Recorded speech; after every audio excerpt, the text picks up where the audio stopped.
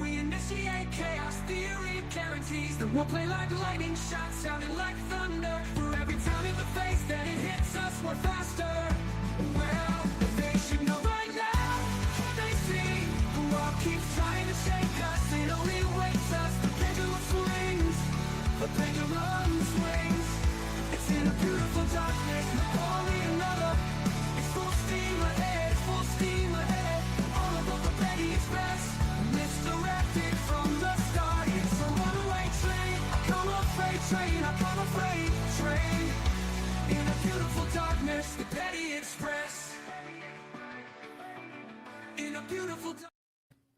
And welcome, everyone. We are back. And just to kind of orientate yourselves, since we're a bit off schedule in the Petty Express kind of telling of this, we are still where Tanner is on the December 7th interview with Texas Ranger Espinosa, and he is trying to negotiate a month home with his son for Christmas in order to continue to give information. So I've kind of titled this the Let's Make a Deal interview. Now, the Texas Ranger is showing the self-control of absolute, heroic proportions, not telling this man that this would never happen in any history of anywhere ever. And welcome, Baker Raiders. And remember, we do have puppy kitten breaks, and we are not going to hear the audio. But if you need a puppy kitten break, if you need a Moxie, the emotional support donkey break, do be mindful of that. We are on the last half of day 3, and we are going to be getting into day 4 to get us current. Probably not within this one stream, but within this weekend.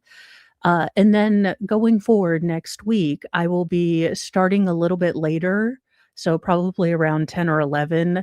And then we can just speed through lunches, speed through breaks, and stay current.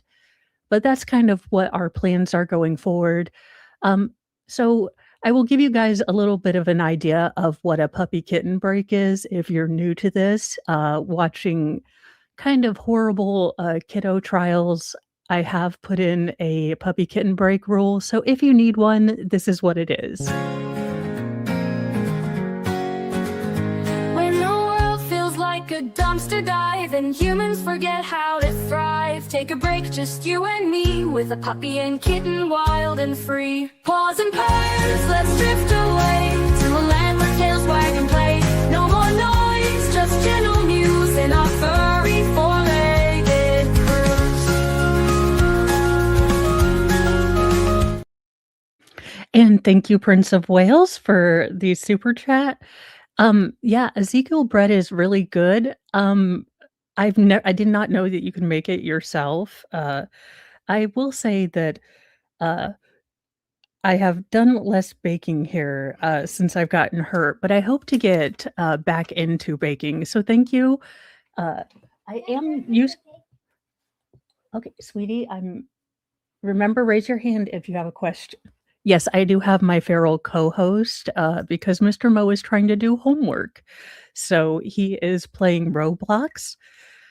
Try to play Roblox, Mom, with all of your streamers.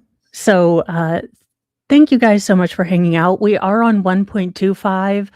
The audio here it's better than most, but it's still audio. It's still courtroom audio. So I do have the closed captions on.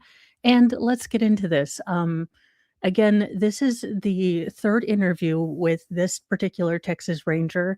This Ranger has been on for almost 2 days, just going over the initial finding of Tanner Horner, getting through the DID, meeting the alter, ego Zero, getting Zero to tell them where Athena actually was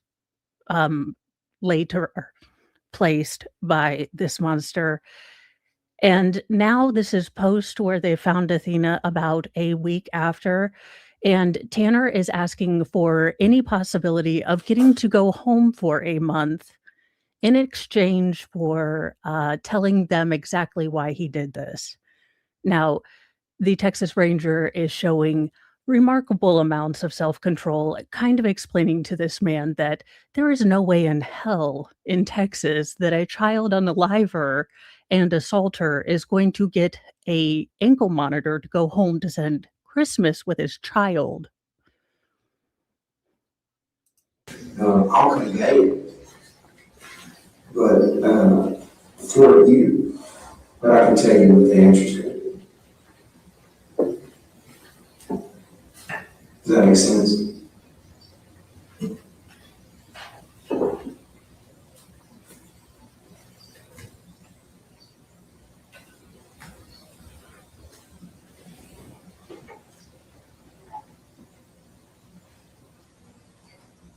I like your shoes.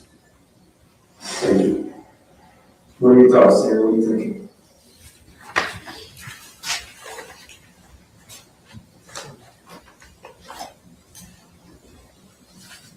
I guess I'll just wait on the response at this point. What do you want to say to this community? What do you want to say to the families? Is there anything you want to put out there to do? No one deserves any of this.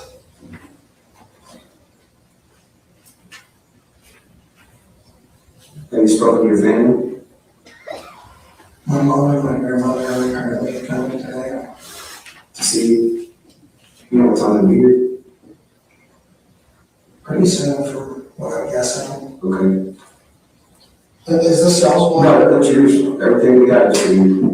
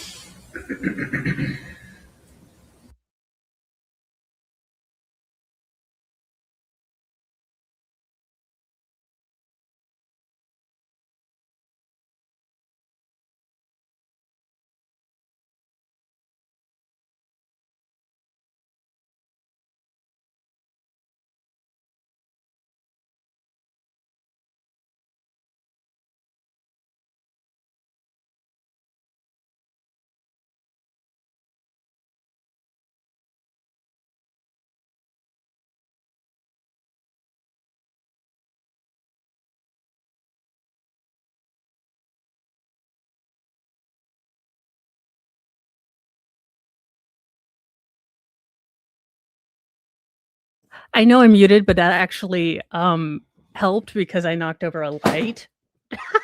And that.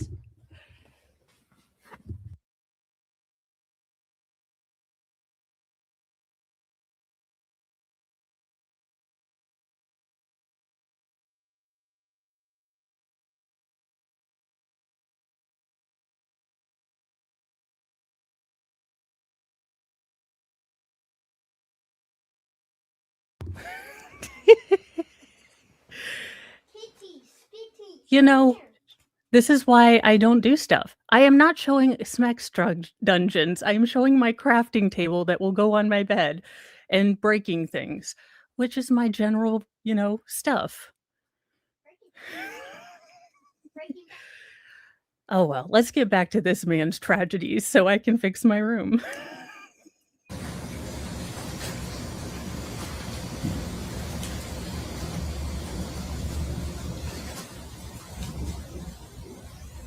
Either way, that's basically my price. And then, yeah, so let me kind of reiterate some things. For me, when you do that, I'm just going to a couple of things, some of the things that I want to kind of talk to you about. I don't spend a lot of time talking that first night. We covered a lot of things, but one of the things that we need to get to is the human aspect of it, right? Emotions and feelings, and, early on from a young age, we're always taught right from wrong, and then as we come up, through life, as adults, we become the persons that right, through the course of times. But obviously, one of the main things that I asked you that night, and it's just something that has concern for me is, has anything like this ever happened before? Sir, nothing like this has ever happened, ever. You've never killed anyone else. No, sir. This is the first person you've ever killed. Nothing. Now, I do think that it is important, and I do think that further on into the trial, the state has alluded to through its opening statements that this might have been something that he was planning for a while. There is evidence through the dash cam of his van. Now, whether that was the same van that he abducted Athena in is not clear yet by what we know now. But there is video footage of him the day before Athena was abducted, of him somewhat profiling, very eerily similar to like talking to a young girl as he was delivering packages in a very rural, isolated area. So this does seem to be something that he had been planning for a while. Like this has ever happened before. That's I cry when I run over dogs at work. Like I've cried over a squirrel before, dude. Then why the fucking be homeless people? And then why Athena? If you got cried over a squirrel, this is a 7-year-old human being.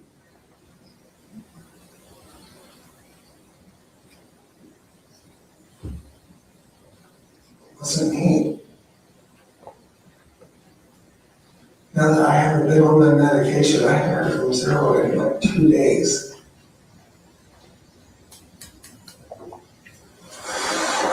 Yes, move over, Letitia. This is the Timu DID. There's only one. His name is Zero.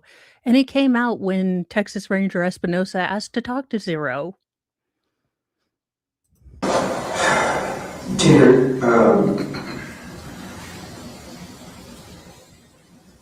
I know you're being a little evasive right now to me about some of the things, rightfully so, right? This is your meeting. You call this meeting. You want to speak to me, I know that you want to put it on your terms, right? But I do ask that you show me the respect that I'm showing you, because it's a two-way street.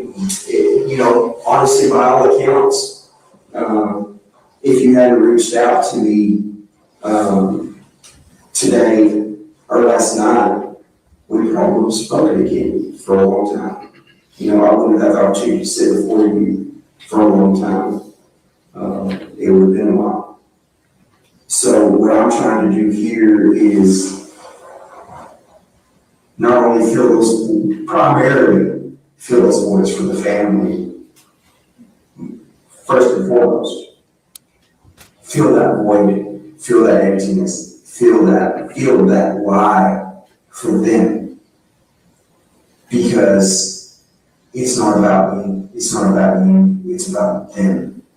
It's not, again, I'll reiterate that. It's about that family, it's about that closure, it's about what you would want as a parent.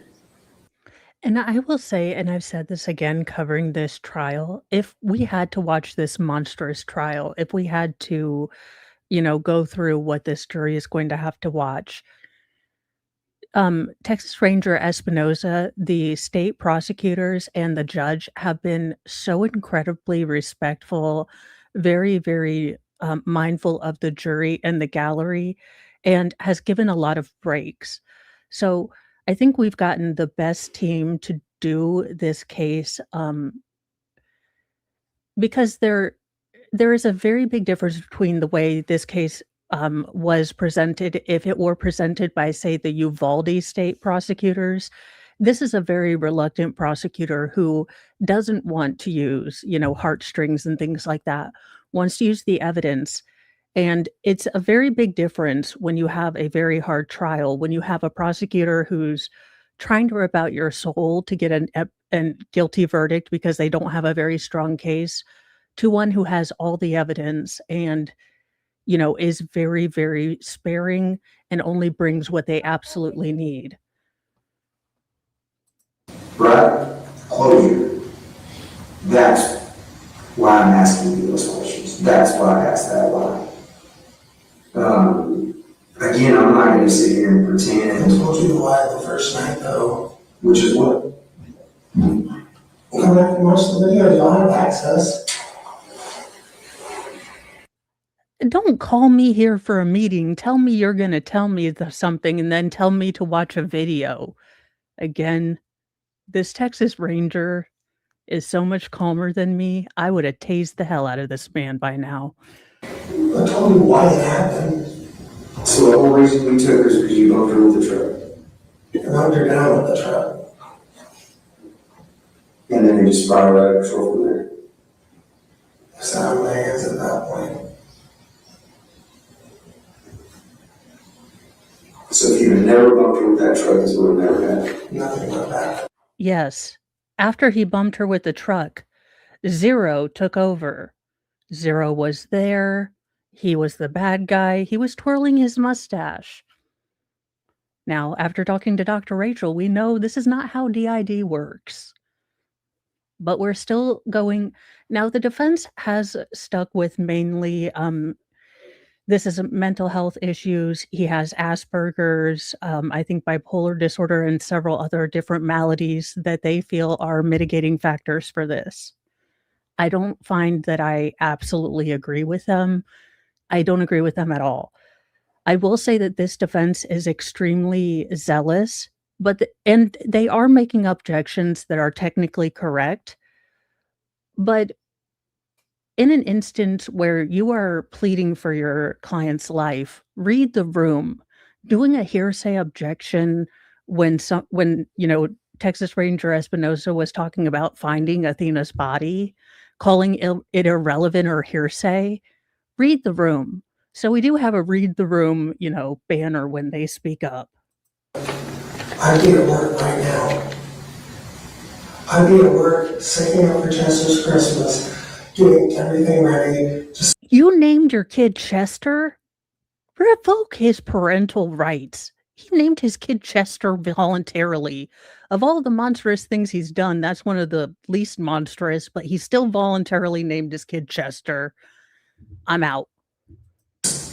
Trying to get us into an apartment. I was this close. I finally got a new car. And I was having to drive the freaking work trucks home for like a month because I didn't have a car. Because my car broke down several months ago, and then Cassie's broke down. Like, life was getting really bad. The stress was getting too much. I'm not a violent person. I'm not a bad person. I've never been a bad person. Would you say for the majority of your life you've done the right thing? So he named his child Chester Horner. Are you kidding me? I've always done the right thing.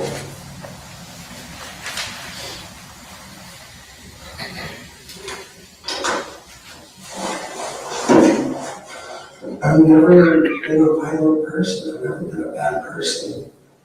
The only bad things I've ever done is, like, occasionally I'll smoke marijuana, but that's legally that's on its way out the door anyway, eventually. So, like, slowly things are going to get better. I'm not getting into all that. Like, that's literally the worst thing I've probably done in my life. I would say so. No. Literally the worst thing you've done in your life is what you're in prison for right now, not smoking the Mary Jane. I'd say so. I would hope so. So you can look at my history. I'm not some deranged psychopath. I'm not some criminal. I don't think you are either. I don't think you are either.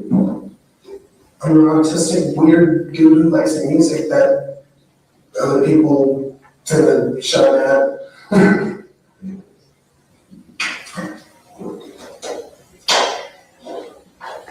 Well, Musician. I was in a Christian punk band at one point. A Christian punk band. Not gonna lie, the vocals weren't the best, but the alien vocals. Oh no.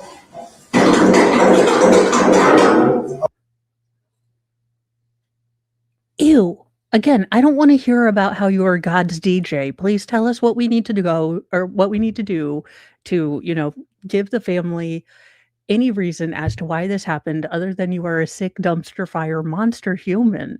I mean, which could be an answer in and of itself. But the fact that you were trying to make the Nickelback of Christian rock music, well, is a further criminal insanity indicator to me, but I don't care.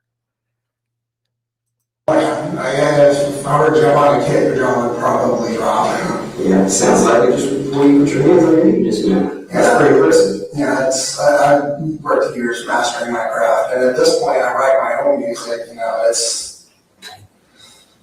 I've written my own music, but I haven't really. I had lyrics and everything, but I never really got to. You know what I mean? Yeah. Put it out. Yeah. I mean, smart, freaking talented musician. You work for a living, being a productive member of society. Yeah. So you can see where that why, and you answered the why. If you're telling me, if you never loved Athena with that truck, she would have never died. That's the why, right? That's some of the why. You paid by all accounts on your statement.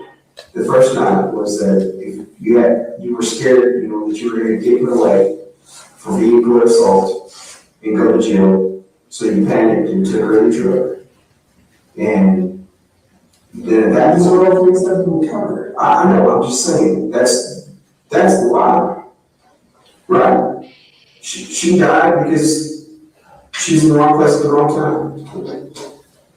Essentially. This is the state again showing that while the defense is trying to say that this man was barely functional, they brought out autism, I believe fetal alcohol syndrome, and that he had a major exposure to lead paint as a child. Now, that's really negated by the fact that he had a functional job, that he was able to come up with zero off the drop of a hat and, blame him or implicate this alter ego to try to exonerate or, alleviate the guilt from him. So it's really to show that the defense is grasping at straws because the defense wants you to believe that Tanner is almost barely functional in human society. He had always had these major maladaptive, issues that made him very, very disturbed. And apparently he was able to hold down a job, have a girlfriend, have a child, but he was so disturbed that he can't be held responsible fully for his crime. Now, I do find that the defense seems more ideologically motivated by maybe in opposition to the defense or to the death penalty rather than maybe true belief in his mental deficiencies. And it slowed that down.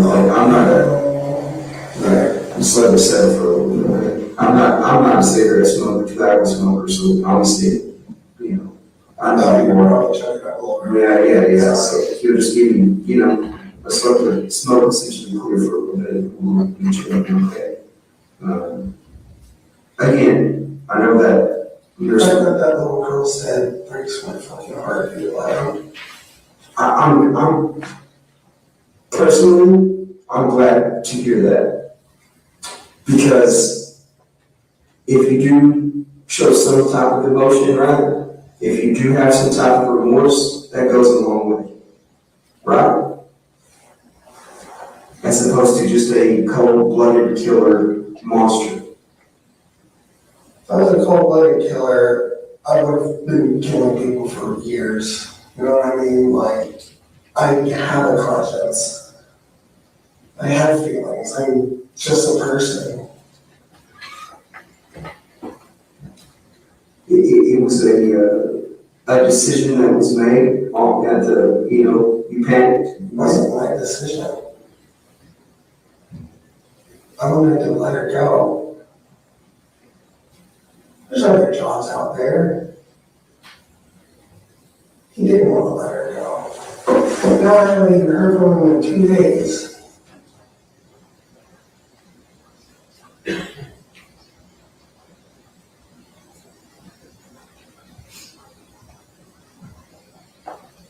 0.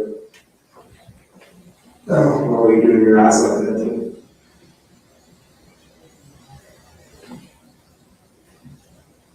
Can you do some research on something for me? Sure. Can you look at some of the potential negative psychoactive effects of potentially Prozac? Tanner and or Zero, neither of the two alters seem to realize that usually the Texas Rangers and or the police officers are not the ones to help you craft your potential forthcoming defense of Prozac made me do it. Let's talk about that real quick. What medications are you on? I know you told me that first night. Yeah, I'm on Prozac, Strattera, and Hang on. Strattera? Yeah. Spell that. It's alright. Prozac, Strattera, what else? And Remoron for times when I can't sleep. I literally only take that one. And Remoron? Remoron, yeah. Remoron? Also known as Musicianship. Who's your doctor? Foreign dude that works at NHMR Penn Square. Do you remember his name? Again, foreign dude, I have no idea how to pronounce it. Penn Square? Yeah, Penn Where's Square. Penn Square? It's a NHMR clinic performer. You mentioned my name before. Can you write that down? Penn Square. You mentioned more clinic in Fort Worth. Oh, you did the same thing. What's that? At the same time? Yeah. That's an average one. I got about this week. Brought the same old chocolate, so Oof. it's the hardest sometimes. I do that because as a drummer, like, you can see scars from years and years of playing drums where I just like busted my fingers on freaking snare drum. Do you see any of the doctors, Jim? For him, it's weird because when I started getting back on my medication, about 7, 8 months ago, I'm guessing, like what ended up happening was I was going through like a suicidal episode, right? And instead of leaving my son here without his father, what I wanted to do was get right. Get some help. So initially I went to Norwood to, because that's where I originally got probation and all that stuff. And they said they had this outpatient thing called eye care. So I went to them, and they helped me get back on my meds and all that stuff. So let me go back a little bit. Do you care if I get to know you a little bit better? Just real quick. Yeah, that's fine. Okay, let's just literally start out. And I'm not gonna interrupt you. I'm gonna let you do your thing. I just want to know, Tanner, where did you grow up? Where were you born? What did you do? Where'd you go to high school? Now they do have to do demographics, so they are going to start looking into his history now, and they're trying to get contact information from him to piece together whether there are any more, things that might not have been found out in his past. Maybe inappropriate relationships with younger girls, or things like that that maybe didn't rise to the level of a police report, but they're trying to get a good background on him also because they realize this is a capital case by now. I mean, this is a unaliving of a child with an additional SA involved and a kidnapping. So this is going to be capital. So they're probably already looking at, is a defense going to try to use some kind of mental health mitigation. No, I do not drink a lot of white Monster Energy drinks. Mr. Mo got Celsius at Sam's Club because they were on sale. I don't like the taste of Monster, and I tend to get the sugar-free kind, so Mr. Mo likes the full sugar, so it is another divide in our marriage. All that stuff. Tell me a little bit about that. I'm pretty much next to forward. My dad's a fucking crackhead. Like, if you type in where fucking, pardon my French. You type in Homer in like Parker County, my dad's name and my brother's names come up a lot. Okay. You know, I try to disassociate from them because. What's your dad's name? Terry. Terry Warner? Same here. My oldest brother, his name is Terry Warner as well. Okay. He's junior. So born and raised in Fort Worth. Yeah. Where'd you go to school? Multiple places. Okay. Multiple places for elementary. What elementary around Fort Worth, around Parker County? Yeah, like Fort Worth. Okay. So multiple places in Fort Worth. You don't really remember the names. Where's the last elementary you landed at? Last elementary was Eagle Heights. Okay. Which is in Fort Worth. That's technically, I think, Eagle School That's a District. school district. Okay. Yeah. And then where'd you go to high school? High school, I was Hazel. The years before that, I was just kind of moving around a lot. You know what I mean? Because my mom is a heroin addict, so most of my life I was actually raised by my grandparents. Well, my grandmother and my step-grandfather, which I consider him more my grandfather than anybody, because he's the man who raised me. Okay, what's his name? Bill Hardison. Hardison? Yes, sir. Where does he live? Veterans Memorial Cemetery. Okay, so it's since passed on, sorry. He passed a few years ago. Okay. So he pretty much raised you. What was your childhood like? Was it good? Was it bad? Was it rocky? Like, I didn't realize how bad it was when I was younger. okay. Because, you know, I didn't realize, hey, why is my mom always gone? You know what I mean? Why is my dad never around? Like, for a big portion of my childhood, my dad was in prison. And my mom in and out of jail constantly. Like, when my mom and my grandmother see me, I had actually worked on this clever line. As soon as I answer that phone, and my mom's on, she'd be like, oh, well, the tables have turned. Mm-hmm. You know, a little nod to Yeah. seeing her in jail most of my life. Yeah. So my grandparents raised me, and you know, I'm glad they did, because I wouldn't be the kind of person that literally buys fucking homeless people food. You know what I mean? Like, there's been several points. They taught you right from wrong. They make you the person you were. Probably instilled some work ethic. The work ethic that came later. Okay. Yeah, the work ethic I didn't really get until I was a father. Mm-hmm. Like, because I was always in and out of jobs. It is so unbelievably grating to listen to this man continually label himself as a good person and bring up these random, acts of kindness to kind of smooth over the fact that he took a child. If for no other reason than that, there is clearly a disconnect between reality and how he perceives himself, but it's not to the level that he didn't know right from wrong. And I don't think that the mental health excuse is going to work. And if we really worry about stigma being placed on mental health conditions, we need to stop having people say, well, I have autism. This made me do that.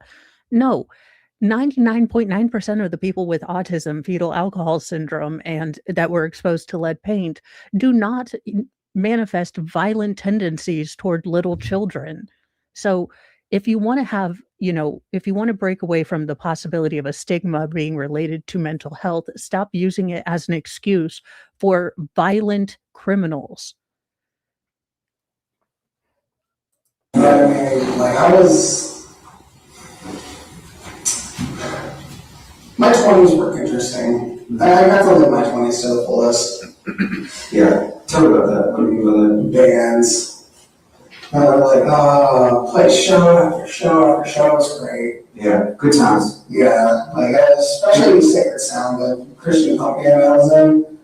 It was that time when I met this girl, Nicole. Oh my God. Bunch of crazy. Yeah. Bunch of crazy. That one stressed me out so bad. What's your call's last name? Baka, Which means cow. No. Funny story. So I ended up watching it, man, right? You know, like One Piece, Dragon Ball Z, Naruto, all And, you I would like to stand for the weebs that like anime to say that we don't recognize him. Most Sailor Moon slash Dragon Ball Z slash One Piece fans are simply inside cats that don't like the people and will spend a lot of money on children's toys. That being said, don't bring anime up into this ass. Yeah, also, God bless Texas Ranger Espinoza, because I would be done. I'd be like, I don't want to hear your stupid stories. Tell me what the hell happened. I am getting out of here. know, sometimes if I have caught up with the English, I will watch the subs, right? And that's when I learned that baka in Japanese means stupid. So, Okay. I know.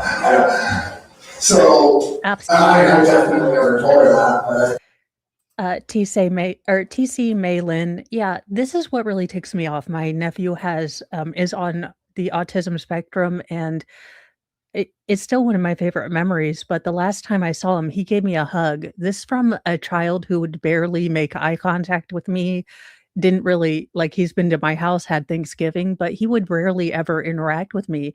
And I got that because, it's on his time when he feels. And the last time I saw him when he was graduating from high school, he gave me a hug and said, "I'm glad I had Thanksgiving with you." So for people to use the cloak of an illness that I have never seen manifest violence as an excuse is just so gross. you know, I thought it was funny because she's dumb as a brick. You know, she actually, with Sacred Sound, they pretty much gave me a choice, like, hey, it's her, the band, right? Mm-hmm. And I chose her like an idiot. She ended up, how many since I swear to God, she did end up cheating on me with 2 different black guys. Again, why does this have anything to do? So you had a terrible Christian punk rock band and she yokoed it, which was probably for the better for all of our eardrums, but now we are stuck listening to you babble about it. And we didn't commit any crime. So how about we hurry on with this story? So, which eventually ended up telling me later on what was really going on. And actually, y'all can send this in the forward. So she, one of the guys that she cheated on me with, right? She put rape charges against him, right? I ended up meeting up with the guy while doing Uber one time. He ended up showing me the messages. She had been cheating on me with him for like 2 months. What he's saying has happened was, one time when they were messing around on me, right? He came in there and there's no way she'd be able to pull that off as my kid, because clearly about as white as glue. Yeah, that's, that's when I went through my first like suicidal depression and all that stuff. What year was that? You remember?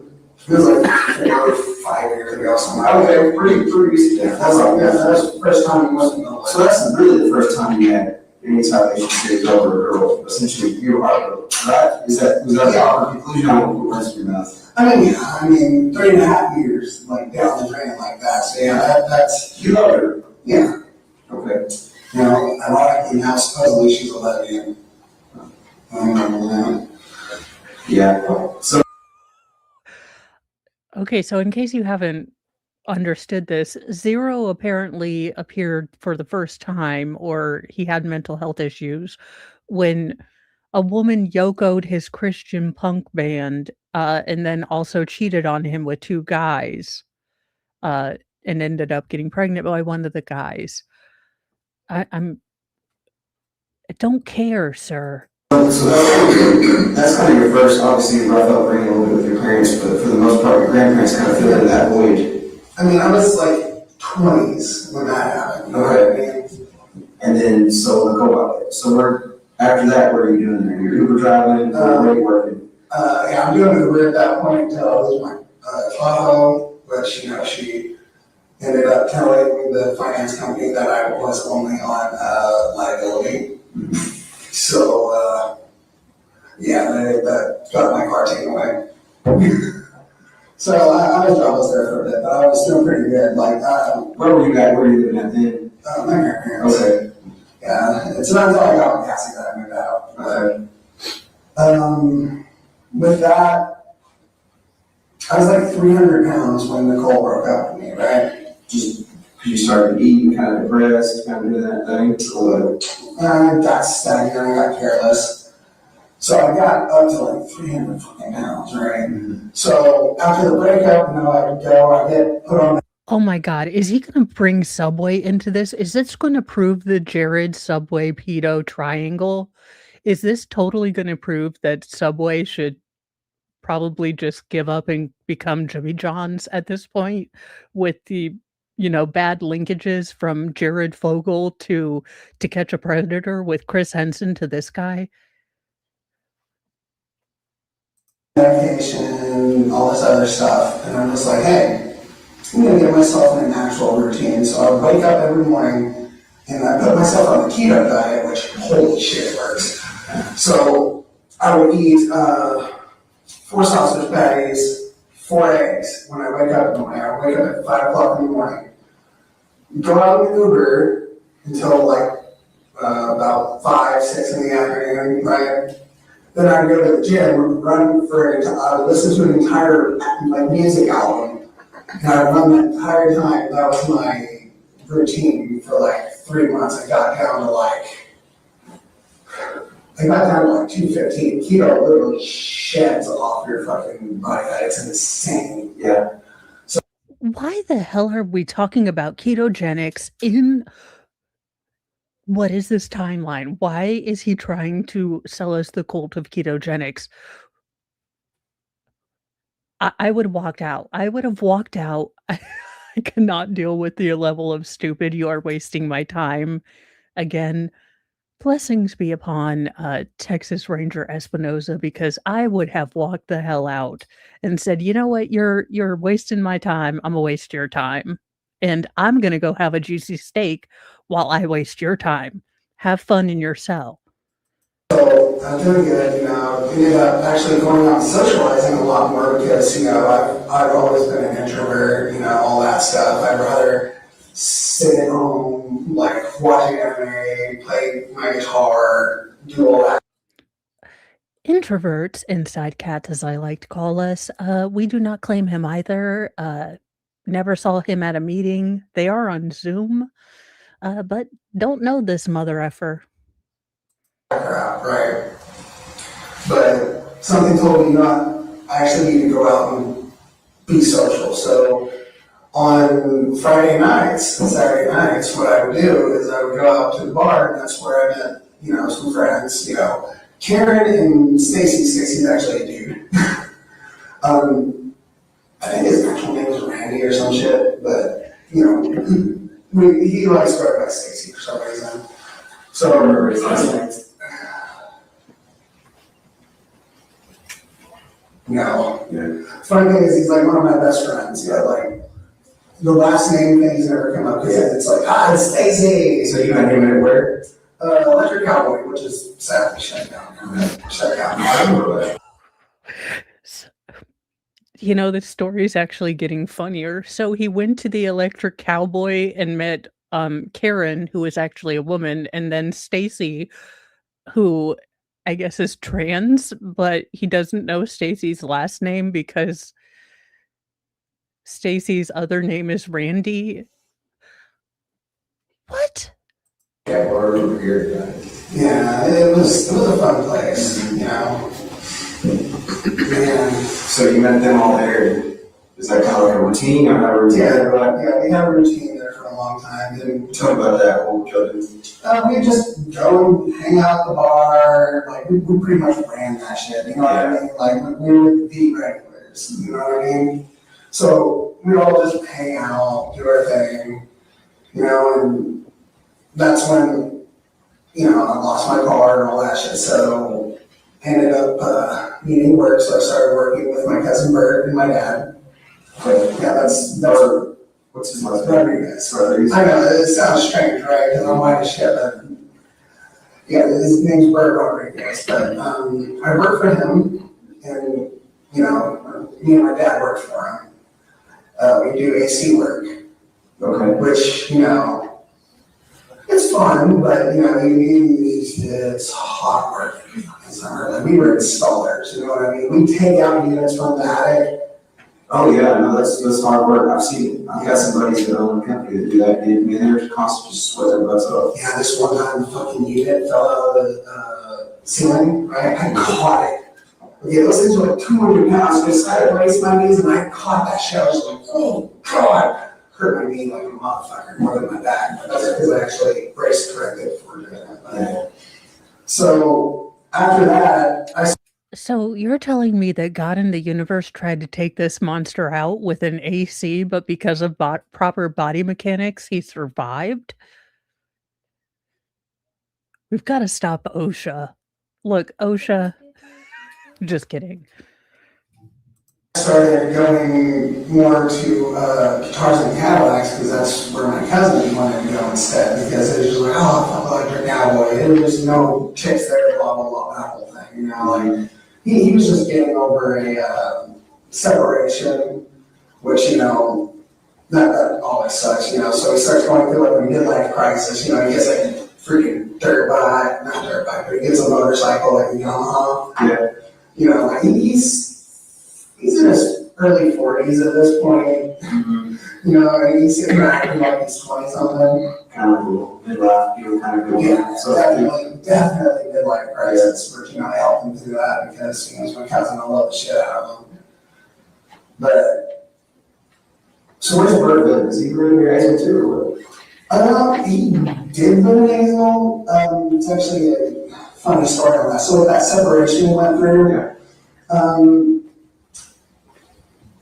he wanted a percentage of the house, and his girl wanted a flat amount of, like, I don't remember what the amount was, you know, but it was a flat amount. And then fast forward through time, and housing goes up. And that means his percentage, his money went up, but hers stayed the same because she wanted a flat amount. So, yeah, he came out on top on that one. Like, when they finally were just like, hey, let's go ahead and finish this up, because, you know, like, COVID put everything back a lot. So he ended up getting this like huge payout because they had to sell the house, you know what I mean? Like, there was no way around it. So I don't know where he is now. Obviously, I haven't seen him since he essentially got some money and forgot about his family and friends kind of deal or what. No, I think he's having a house built, I just don't know where. Probably like Joshua or something. Okay, Johnson County area. Is that county? Yeah, it's Cleveland, Johnson County. Yeah. But, so I don't know where he's at. And I was from my dad, last time I heard him, he was telling me, hey, I'm homeless, you know, I got a place to stay, but I'm sitting here living with my mom and my grandmother, like, I can't help you out. But, yeah, during that time, I'm going to guitars and Cadillacs. That's when I meet Cassie, and we just hit it off really well. Like really well. Yeah. Tell me about that. How'd y'all meet? What do y'all have in common? Well, both dorky as shit. I mean, personality-wise, we're super dorks. But Cassie, I met her and it just kind of clicked, which is really weird because her mom was trying to hit on me, and her mom's like, So she threw her mom at the bar? Yeah. Okay. she ended up mom at the bar, and her mom was interested in me. I it was not. Yeah. Like, hey, your daughter's not here, man. Like, you're like 50. Yes, I get it. Yeah. So, Y'all exchange numbers? How's that going? actually, I didn't talk to her for 2 weeks. Yeah. She legit thought I was gay because I go something like that. No, it's your voice, dude. It's your voice. I assumed you were possibly hitting for Henry Cavill too. But no, it's your voice, sir. That and you talking with your hands a lot. But Oh, really? Yeah, that I had a bad problem with like ghosting girls because like I always use it out of like, we're flirting, like all this other shit, you know, like sometimes we'd sleep together, all that shit, but then like afterwards I'm just like, shit, I don't know where to go from here. So, you know. Yeah. So tell me a little about that. How long y'all, what year did y'all start dating? We started, okay, our anniversary is on October 26th. 2000. And our third anniversary was recently. So we're talking 2019 on that. Yeah, like right before the pandemic. Okay. You know, and she had lost her job at one point. Like her mom's always been a bit kind of abusive towards her ever since, you know, her parents split up. Yeah. So you meet Cassie, what's her last name? Cassie, what's her last name? Wait. Yeah, I couldn't remember. So y'all meet around 2019, and is it immediate y'all are dating or exclusive or? Well, it's like our friend Jackie helped us with that. Yeah. But, which Jackie always had a thing for Cassie's brother, but, Who's Jackie? Jackie, what's her last name? I have no fucking clue. She's kind of an acquaintance or whatever, friend. Acquaintance, actually the first night I met her, yeah, that was the thing.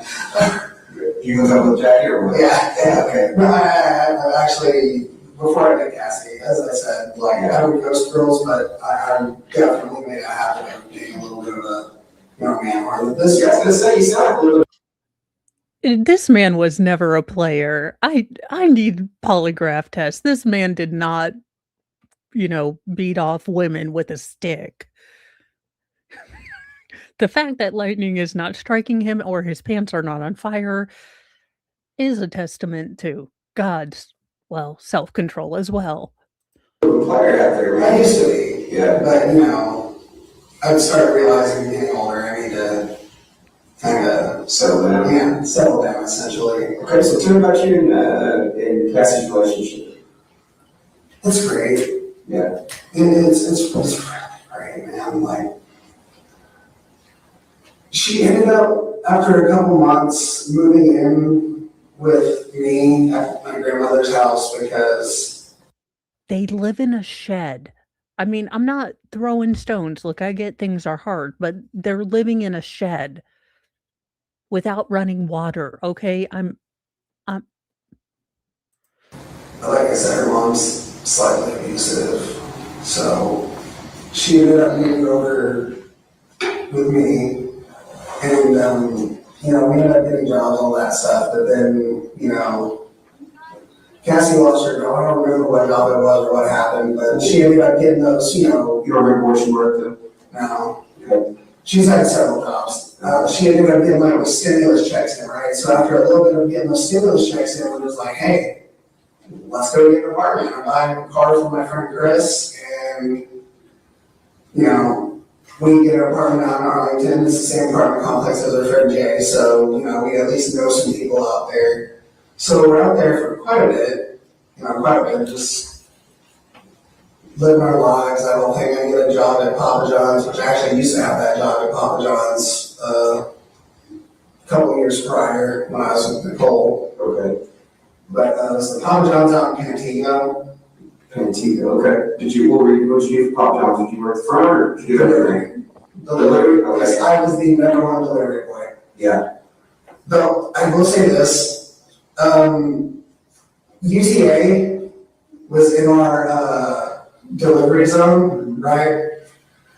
And I hated it when I delivered there because, and I'm not mad because I realize it's a cultural thing, but people from India think tipping is disrespectful. But when you're a pizza delivery driver, you're basically living off tips. Yeah. They don't tip at all. Yeah. So there was probably a lot of Indian folks in that area, I guess is what you're saying? Yeah. Yeah. So I mean, they're going to like TC, Yeah. Kokomore and all that. So we ended up getting out of that apartment. We ended up moving into where her mom and her were staying previously. Which was where? Denver. Yeah. Okay. Right off of what's it called? 377. Okay. So we ended up living around there. Mm-hmm. And it's going relatively well. After a few months, JC's boyfriend gets out of jail. That's Cassie's cousin. We were living with JC at the time. What's his name? Levi Henderson. What was he in jail for? What? I am so confused. Why? I thought you were living in an apartment by yourselves and now you're moving in with. I am so confused. He's a piece of shit. He's an absolute drug addict piece of shit. Like, I'm not someone to call someone a piece of shit, but this dude was. I mean, isn't that a bit pot kettle? Also, I think arguably, objectively, most people would consider you the bigger piece of crap at this point. If I would have known what he was in trouble for, we would have been able to get him gone sooner, but JC wanted him around, me and Cassie did not, because at this time, we're finding out, oh shit, Cassie's 3 months pregnant. Mm-hmm. So we're just What was he like, in trouble for? Which found out he was in trouble for? I don't know the exact details, but we lived pretty close to a school, and he was not supposed to be that close to a school. Seriously, again, sir, you assaulted a child. Glass houses, people shouldn't throw stones. Seriously. Also, you named your child Chester.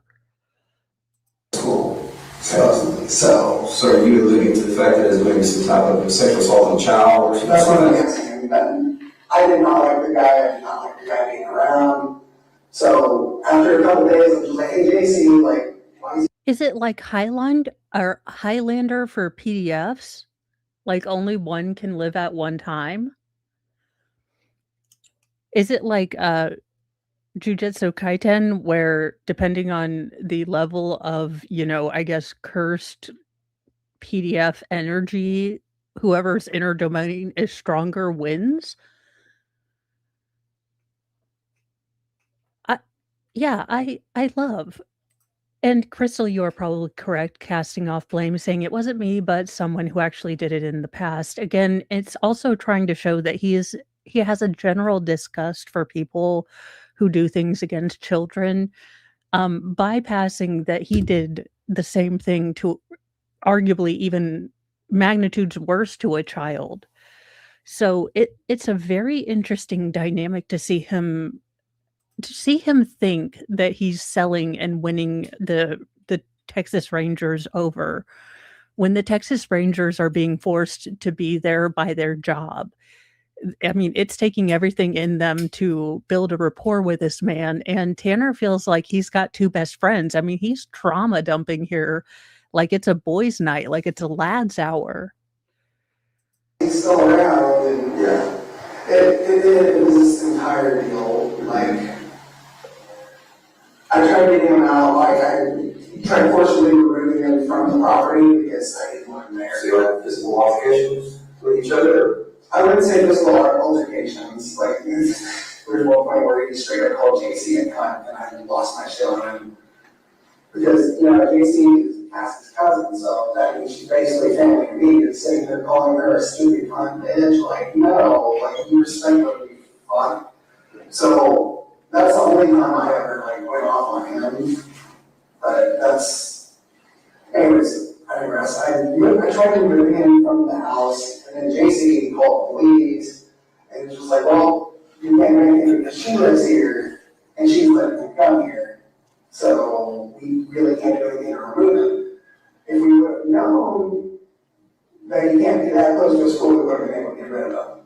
Mm-hmm. God, I should have known that because this friend of his came around and like busted out my windshield. Like there's police reports about this and everything. Yeah, like paperwork. Yeah. Okay. He like busted out my windshield, busted my right window, busted JC's windshield. Like it was. He came and really tore y'all stuff up. Yeah. What was the reason? Because he was mad at Levi? Yeah, he's mad at Levi. Okay. Do you know why? That's when we started to figure out, like, hey, something's not right about this dude other than the fact that he's on drugs. He started sitting there calling him a pedophile, and me, I'm just sitting here like, what?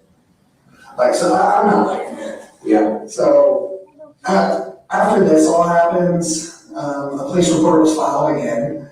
And, you know, they actually caught the dude busting on windshields and all that stuff on ring camera. So they get him out, finally. But then the landlord, like, sees everything that's happened and. Yeah, tired of the drama on his place. Yeah, exactly. So me and Cassie have to find an apartment. So we found an apartment out on,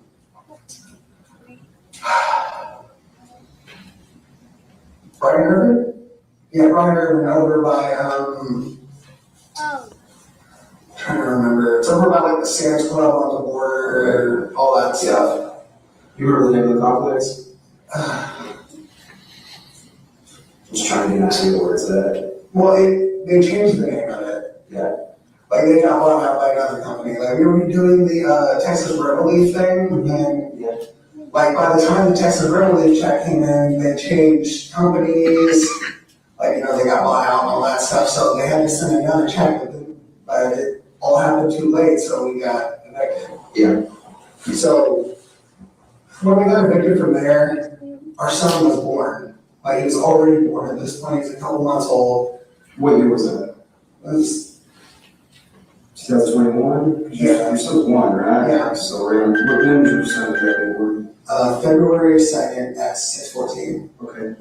Yeah. What year though? I didn't mean February, I meant July. July? Yes, sir. July 2nd, 2021. Yeah, he was born at 6:14. July and February are very, very off. Like if I mess up my kiddos' birthdays, it's the date that I get wrong because I've got 3 who were born on the 21st of a month, and then all of them are born on even years except for 1. So I do have that, but he only has 1 child, and he thought that he was born in February, and then he's like, no, wait, it was July. That's not something you really mix up in my experience if you're Uber dad. At 6 pounds, 14 ounces. I will never forget that. What would you name him? What's his full name? Chester Thomas Lemore. The Chester comes from Chester Bennington, the deceased singer of Linkin Park. Okay. And then what about the middle name? The Thomas comes from her brother. The Lynn comes from both her grandfather and you. Yeah, I mean. Okay. But so he's got some meaning behind his, Yeah. got some soul behind his name, so. Yeah. Yeah. His, sorry, Yeah. So, Cassie, bless her heart, like the months leading up to, Chester being born, we were both working at, what's it called? Australian themed. Outback Steakhouse, yeah. In which that's, off of 377. okay. What were you doing for them? I was a dishwasher, she was a server, and she was pregnant and a server, so she was making more money than me, and I was making like 15 an hour. She's probably making a lot of money when she's pregnant. Yeah, If I see somebody that's pregnant, I'm always gonna take extra. Yeah, that's such a guilt trip, but at the same time, it's just like, shit, she needs help. Yeah, absolutely. But bless her heart, man, up until the week she was giving birth, she was working doubles. Man, I don't know how the hell she was doing it, man. That's grit and character. I know it. Yeah. That girl, like, Yeah. That just shows her, her character. So, but after her son was born, postpartum hit really bad. And where was she? Lost. Hughley, I think it's Burleson or Crowley, but it's like right off of 35. Yeah. Right there in that little corridor. Yeah. Yeah. So then you said postpartum hit. And postpartum hit, she got really, depressed, all that, which, What were y'all in that then? that we were still in the apartment at that time. Okay. For a few months, and then, after a while, we moved over to her grandparents' house when we got evicted from there, which. Her grandparents' house? Yeah. Remind me of her grandparents. You mentioned their names earlier. I did mention her grandparents. So you mentioned your grandparents. I'm sorry, what was her grandparents' names? Lynn and Cassie. Lynn and Patsy. Yeah. And where do they live? Gross and And its weight also? Yeah. No, what's that? no, weight is on her dad's side. Okay. This is her mom's side. You remember the last one? It's alright, you got something in your head. Bone reindeer. I don't know, it's French. It's pronounced Boulanger, but like, Yeah. Okay, yeah.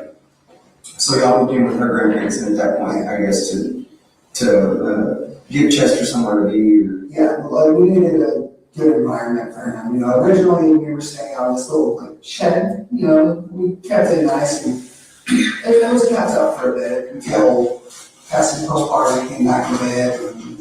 And we ended up moving into the house itself, which you know, at the time I was working for Amazon as a pretty much the same thing I was doing for FedEx. You know what I mean? And just delivering all that stuff.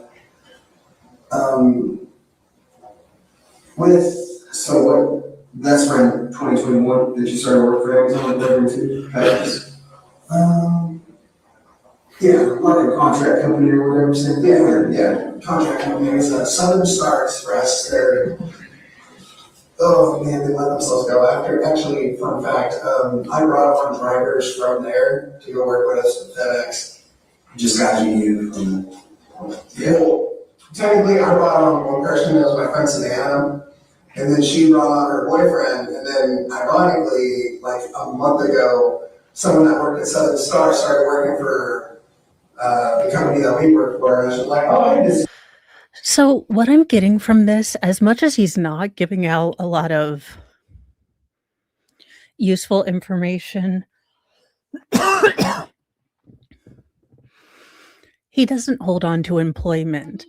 He doesn't hold on to apartments. His girlfriend can't work. He doesn't step up. They just get evicted and move in with someone else. This is not someone who has it all together. This is someone who's chaotic, who never grew up, who is always looking for someone else to save him. You know, things happen to this man. He doesn't overcome them. Every night, she's like, no, I just applied. Yeah. So it was So like, I brought everybody in there.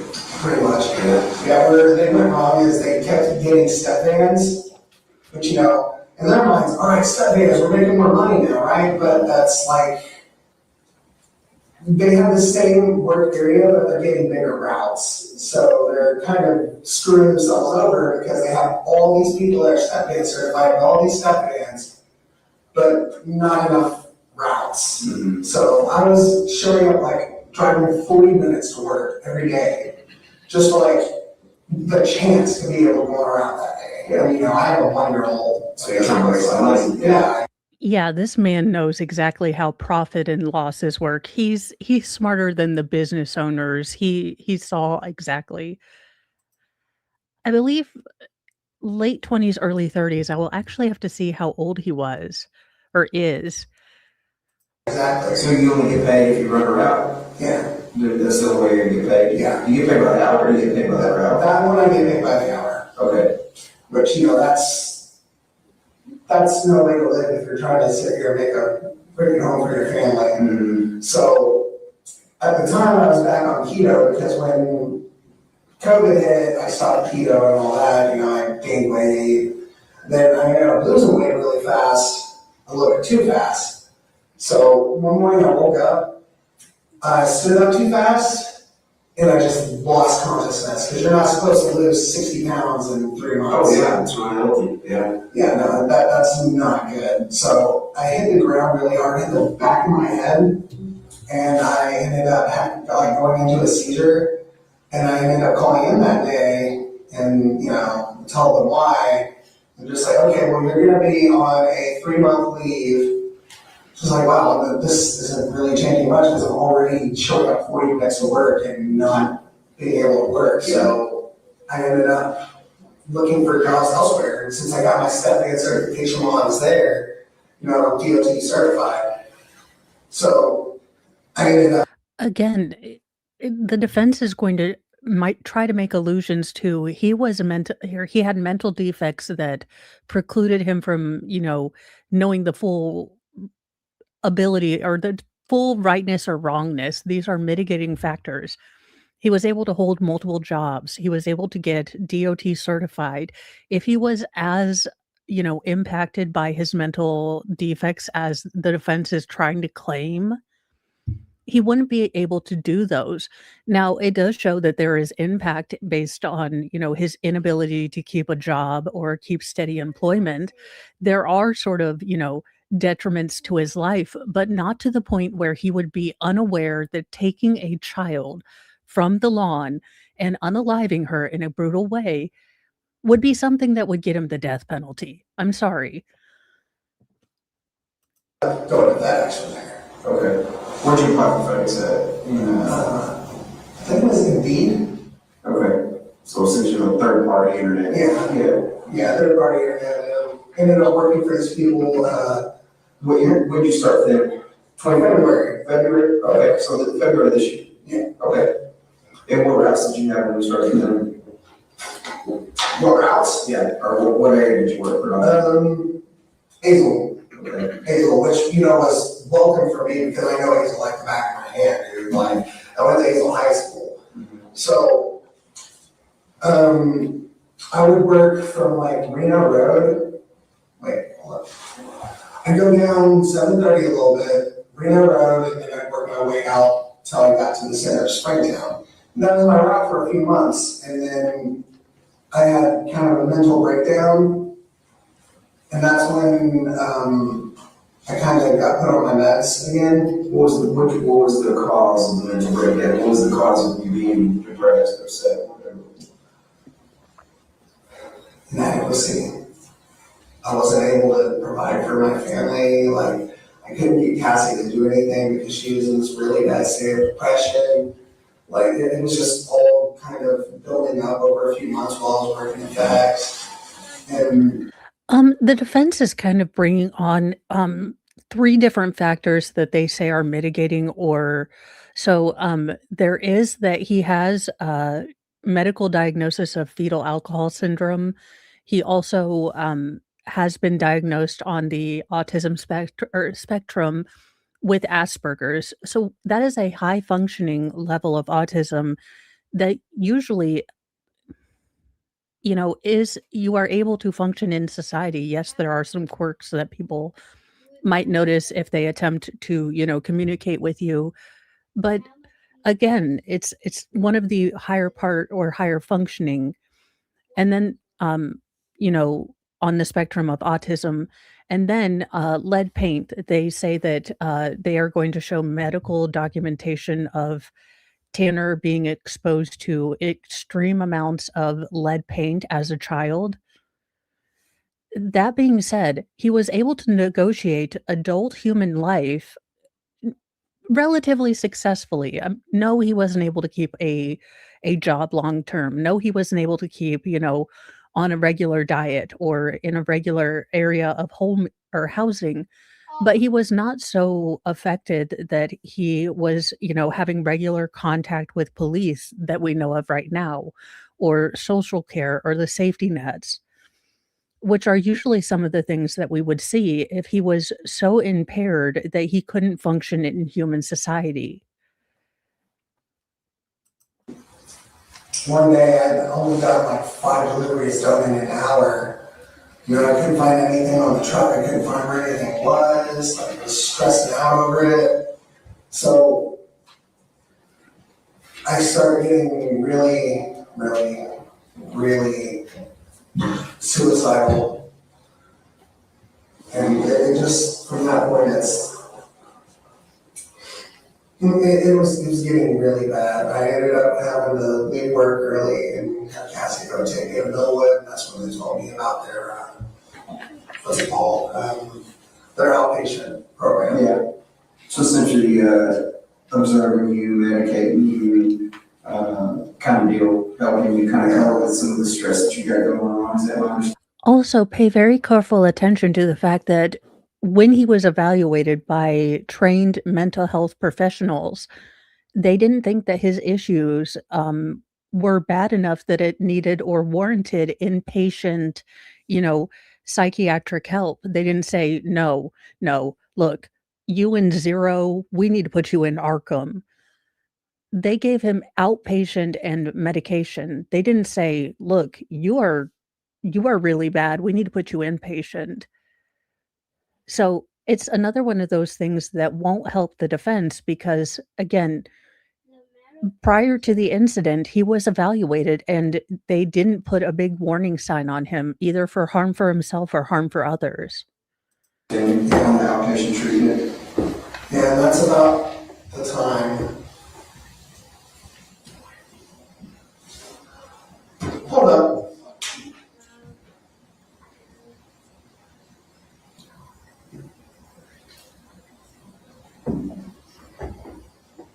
Are y'all okay? It's about the time he started popping up. Right around that time, you remember what that was? So you're talking February, March, April, May, June, July. You started at, FedEx in February. So that's 6 months in. Give me a second, I'm trying to think of timelines. You don't have the crayons or the You remember when you went to capacity. build it? So after about 3 months, I think. So that put you, if you started FedEx in February, that put you around April.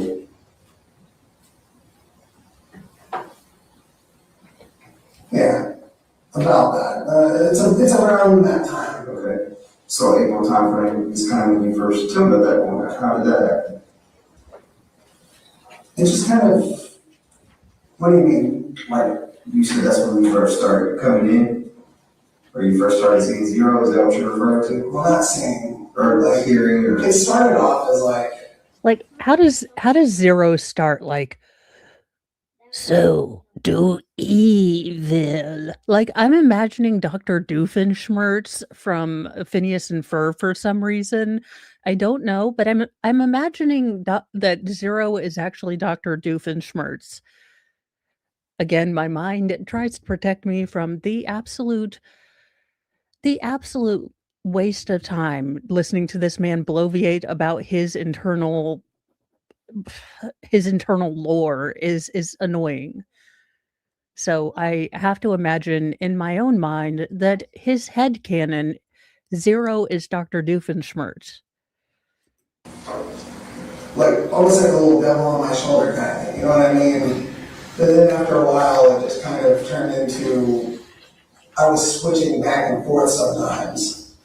Like in times where I was stressed out, I would essentially switch, if that makes sense. Do you think that was maybe more of a coping mechanism? Maybe some way to, overcome your stress and be more assertive? And... I mean, it's possible. Yeah. Because, and again, I don't put words in your mouth, but, I know some folks that essentially, put up with so much bullshit and have so much stress going on, in order to cope or kind of do things different and not be, regular, nice, easygoing, laid back Tanner. They turn Keto a notch so they can overcome and get through some of the hard times, Because it sounds like you were having a lot of coping to do. You were dealing with a lot. You got a 1-year-old at home. You got essentially a fiance. Is that proper fiance or girlfriend? Well, that's a fiance. And fiance at home, it's not working, and she's dealing with some postpartum stuff. And you're the sole provider. And by all accounts, don't have your own home. And you should keep spending all my money. So every time you get a paycheck in, it's going right down the drain. Is it going to get stuff? Is it going to Well, I mean, Chester? Or some of it does, yes, and then other parts of it, not so much. okay. So then here we are sitting in April. You go to Billwood. You do the outpatient treatment. Tell me about where do you go from there? You keep working, obviously. Yeah, I keep working. They end up putting me as a floater, which I absolutely hate. Yeah. Like me having Asperger's syndrome, I like being routine. Mm-hmm. You know what I mean? Like I have a routine. Like I used to have a way I used to do my own route. I used to go down 7:30, hit the businesses first, and then I would move west from that point. Yeah. You know what I mean? And I always do it the same way every day. But now they're putting me on like different routes every day, like since while I was away for like a week, right? So they put someone else on my route, and then they became the main on that route. I would only get that route like once a day. Yeah. And Polaris at this time had, let me see, they had Paradise, Bridgeport, let me see what else. All of Springtown, Poolville, which, fun fact, I got chased down by a peacock in Poolville. Yeah. You know, I'd be willing to pay-per-view Death by 1,000 Peacocks. Texas, I think we have a way to solve the debt. If anyone else would like to, kindly float this to the state of Texas, but I'd be willing to watch Death by Peacock. And thank you, Crazy Sammy. Yeah, I've seen those peacocks in pool. What are you talking about? Yeah, I also delivered to that nudist colony that's apparently out there. That's I've heard, but I've never seen it. yeah, no, Oh my God, Death by Peacocks and Nudist. I don't know how we can make, I'm pretty sure Geneva is against this, but I'm kind of okay with the coming together of, well, natural sworn enemies, peacocks and nudists, to take out a monster. I feel like it would heal a lot of wounds between the peacocks and the nudist. Finally, the world is healing itself. Also, where is this county in Texas? Because I think I've found where I'm moving. They've got peacocks, they've got nudists. I'm sensing a crossover event in the making. don't even go there. No, like the dude that answers the front is like 400 pounds and like nude as hell. And like, I almost called the police right there. And like, first thing I did was just say, hey, Jason, this dude just answered this door, dude as fuck, and he's like trying to shake my hand. She's just like, oh, wait, you're on that route. Okay. Yeah, no, that's a nudist stop. Like, you're fine. Please don't put me on this route again. Yeah. Like, people being naked freaks me out, but. So, but essentially, it messed up your routine. Yeah. It took you away from your comfort zone. It took you away from, you like that control. I'm saying like right, I like things organized. I like my routine. I like to do things. When you mess up my routine, it kind of throws me into a little bit of a funk. Yeah, exactly. Yeah. So, yeah, we're dealing with that. I tried getting them to put me on an easel route because, like, let's face it, I know easel like the back of my hand. Like, the main city easel route, it has high volume, but it's mostly residential. Mm-hmm. The only place that was kind of a bitch to deliver to was Walmart. And that's because they wanted their stuff early in the morning, and then they gave you twice the amount of stuff, so now you're gonna have to work around all that stuff. But that wasn't a big deal for me because I still know how I'm running this route, you know? Yeah. I get like 50 stops done in like 2 hours by doing all the residential shit. You need the fast everything. Yeah. Yeah. But I know how to get it done so I can hurry up and get on, because since I wasn't getting paid by the hour, my goal is hurry up and get done. So if you were getting paid by the route now. Yeah. Okay. FedEx I get paid by the route. Okay. But they just keep putting me on these like stupid, like, okay, now you're on this route today, now you're on this route today, I never knew what to expect. And then And this is the only part I might give him grace for, but if he truly has been diagnosed with Asperger's, there are components to autism that are very, very, that get comfort and stability from having order and a, general routine. However, it's not the delivery company's, job to advocate if this is, stressing him out or, not really good for his personality. There are plenty of jobs that would be routine, that would be structured, that would have been much more, suited for him, depending on how much of the Asperger's actually affected him. That's the problem. Until we know that, and we're probably not going to get a clear view from any of the sources that we get in this trial, because the sources are either going to be for the state, who want you to think the worst of him, or the defense, who want you to think that he is, well, a poor victim of his mental health. So I feel like it lies somewhere in between, and I feel that I do sincerely think that there was a level of stress involved with him constantly having shifting expectations at work. But if he was aware of this, discomfort by changing expectations, he should have found a different job, or a job that would have guaranteed that he did the same thing at the same time. And because he is in low skilled labor, kind of that area, it would not have been hard for him to find a machinist job, a factory job, where he did the same thing every day, where he didn't have to deal with, changes in routines. So I am really, really confused as to, again, how much his mental defects actually impacted his life beyond him just being a kind of screw up adult human, which is what the rest of us are.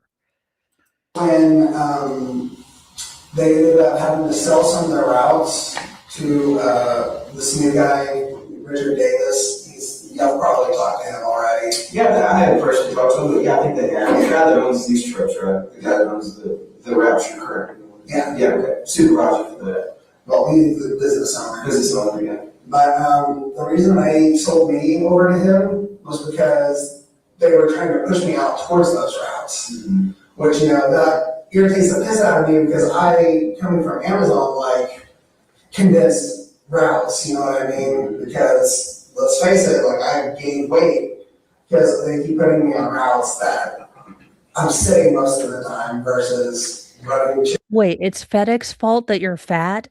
This man is such a victim complex.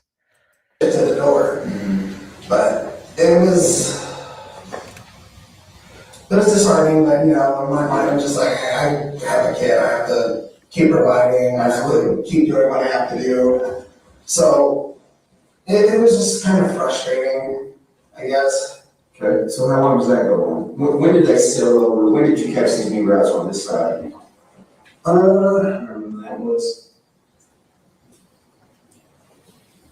I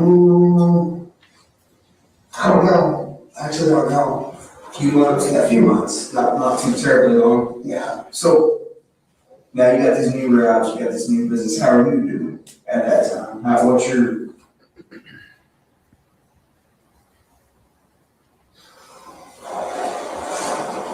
I have no clue. no clue? Everything just kind of Yeah. blends in. So did that add to your stress a little bit on you and Cassie, obviously? Yeah, of course, because like we're having to change our locations again. Like it's bad. Yeah. Now, that redaction was asked for by the defense. It does seem that there might have been maybe some involvement, family stuff with the child. And as much as I hope Cassie and his child are able to move forward and have a life as much as independent of this, link to him as they can. I think that would be the healthiest.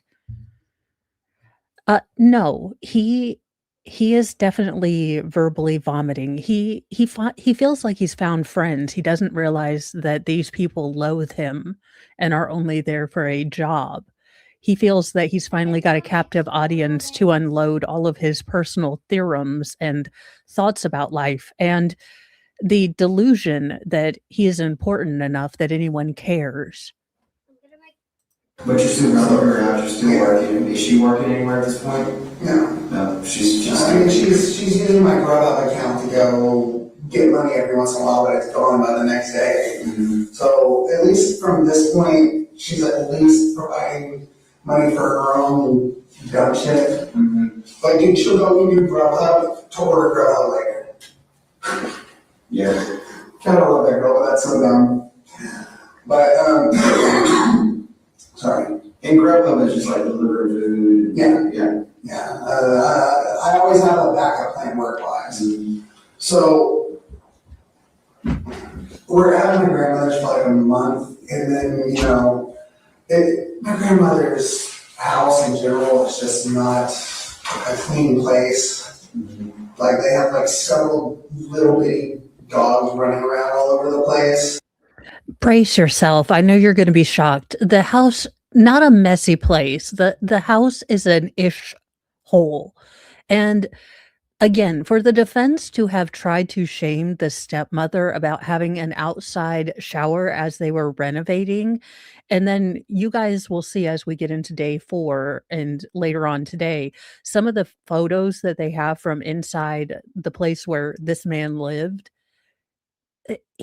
hoarders looked cleaner. And it's just, there's shit everywhere. Like, it's not a good place for a boy that's about to start walking. Yeah. You know what I mean?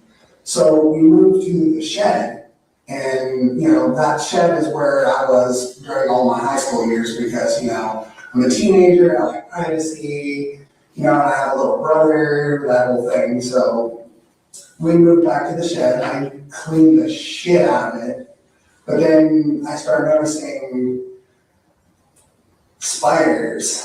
And I'm not just talking about like, oh, it's a little house spider. No, like I saw like 3 brown recluses within a 10-minute period. Yeah, Tanner, that's because God in the universe was working to try to destroy you. We sent a peacock, we sent an air conditioner, we sent brown recluses, and you survived every single one of them, unfortunately. And having a baby, that's no. Yeah, that's a big no-no. Yeah. So we really didn't have a choice in the matter, but we had to let Chester go with her family. Okay. And did they want him? Did they want Chester? Yeah, given the circumstance, like wolf spiders, like brown recluses in general, like I was bit by a brown recluse in the 4th grade. It was not fun. But from that, we were just, it was bad. Like, cause now, like, I'm separated from my son, like Cassie's not doing anything to help. So this is into, now we're talking about current events. Yeah, like last 3-4 months. Okay, so then Chester goes to Cassie's family, and you're still living with your grandmother's. She's loving it, you're FedExing it, you're kind of just living off, right? Yeah, and at this point, we're both just kind of developing a relationship with, zero at this point, because Cassie knows me pretty well at this point. What do you mean by that? To her, she's basically dating 2 people, and Cassie herself, she has multiple, but she gets that from her grandmother, her Rochester. Wait a minute. So both of you have DID, and where is this child? Someone, for the love of... Is anyone paying attention to this precious baby who seems to be in the hands of 2 very, very screwed up people? So you're saying she has multiple personalities? Yes, sir. Okay. But I only have the one. She says I have 3, but I don't. I haven't seen evidence of the 3rd. So at this point, we're just kind of, it's getting bad. You know what I mean? Because like, I miss my son. So you're about bad, and you're like, I miss my son. a lot of altercations with each other, maybe arguments. Oh, I wouldn't say that, but it's definitely a bit irritating. You know what I mean? Yeah. Like when we were under grandparents, we tried moving out twice, right? There's this RV park out in Springtown, which the first time we tried moving out, we didn't realize that the people we were dealing with were psychotic. So that only lasted for like a week, and then we're just like, yeah, let's get out of this RV and go back to your grandparents. Like 2 weeks later, the RV park manager, because this RV park was on my old route. So she was just like, hey, there's this guy who has an extra RV, and he's trying to rent out to people, right? So we get there, and we have about as much space in this room, and the air conditioner's not working, and then my car breaks down. So the only car we had at this point was Cassie's car. So fast forward a little bit, since we're only running on Cassie's car, I'm the one who's always going to work and then coming back home, so she's not doing prep up anymore because she doesn't like waking up in the morning. Yeah. So you're not sharing that account, just to kind of make money. yeah, I let her use it, but DID is what used to be called multiple personality disorder. Now it's called dissociative personality disorder, identity disorder. It is kind of infamously famous because Letitia Stalk, who is getting a new trial due to constitutional issues, also claimed in her defense to have DID or multiple personalities. And we did actually, if you'd like to learn more about DID, Baker and I did a stream with Dr. Rachel. So there is a stream in my playlist, I think, for Letitia Stalk. Fairly recently, within the last week or so, Dr. Rachel is a forensic psychiatrist, I believe, or psychologist. I always mix the two up.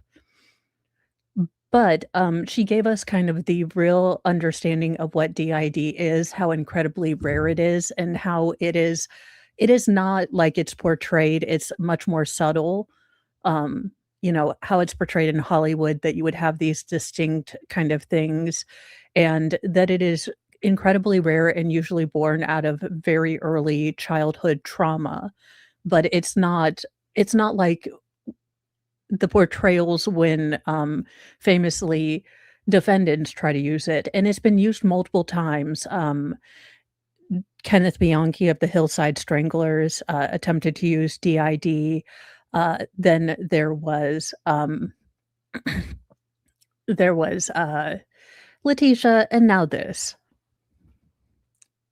Yeah, it's well known as sort of a malingering, malady that people do attempt to try to put on. which I really need to talk to her about that, because that you have to file as a 1099 for that.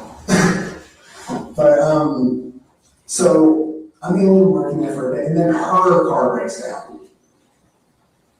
Right, and her family's all blaming it on me, but honestly, she could have been working in general. But for like a month, I'm sitting here, driving, like the freaking work trucks home. Yeah, and they're letting you do that, obviously. Well, Richard's allowing us to do that because the dude's got a heart of gold. He really does. Yeah.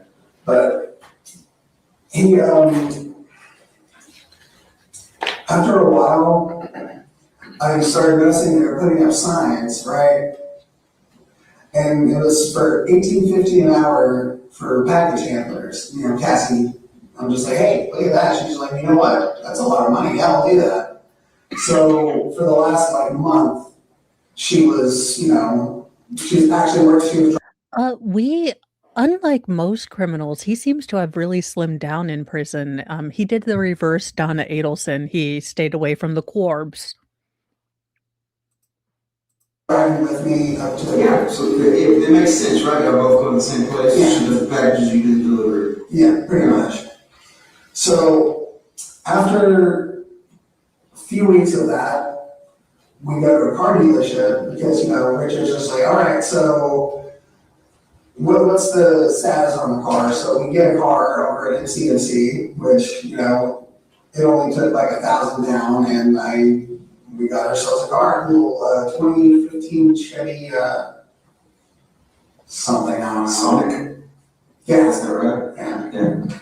Which is not a bad little car. Not a bad little car, just a little tiny. Yeah. At the same time, like. Right, 4 wheels and it gets you from point A to point B, right? Exactly. Yeah.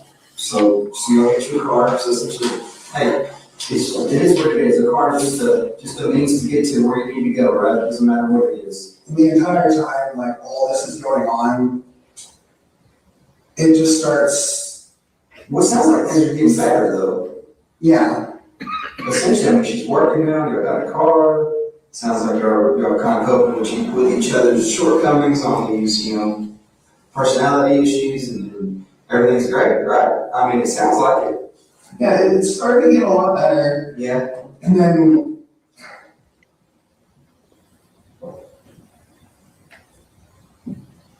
the last 4 months, though, Zero becomes a little bit more prominent. He starts, like ever since, I want to say about 2 months before we moved out of her grandparents' house, becomes a lot more prevalent. Like Describe that to me, what do you mean by that? like he's coming out more. He's taking over a lot more, which at the time I really didn't mind.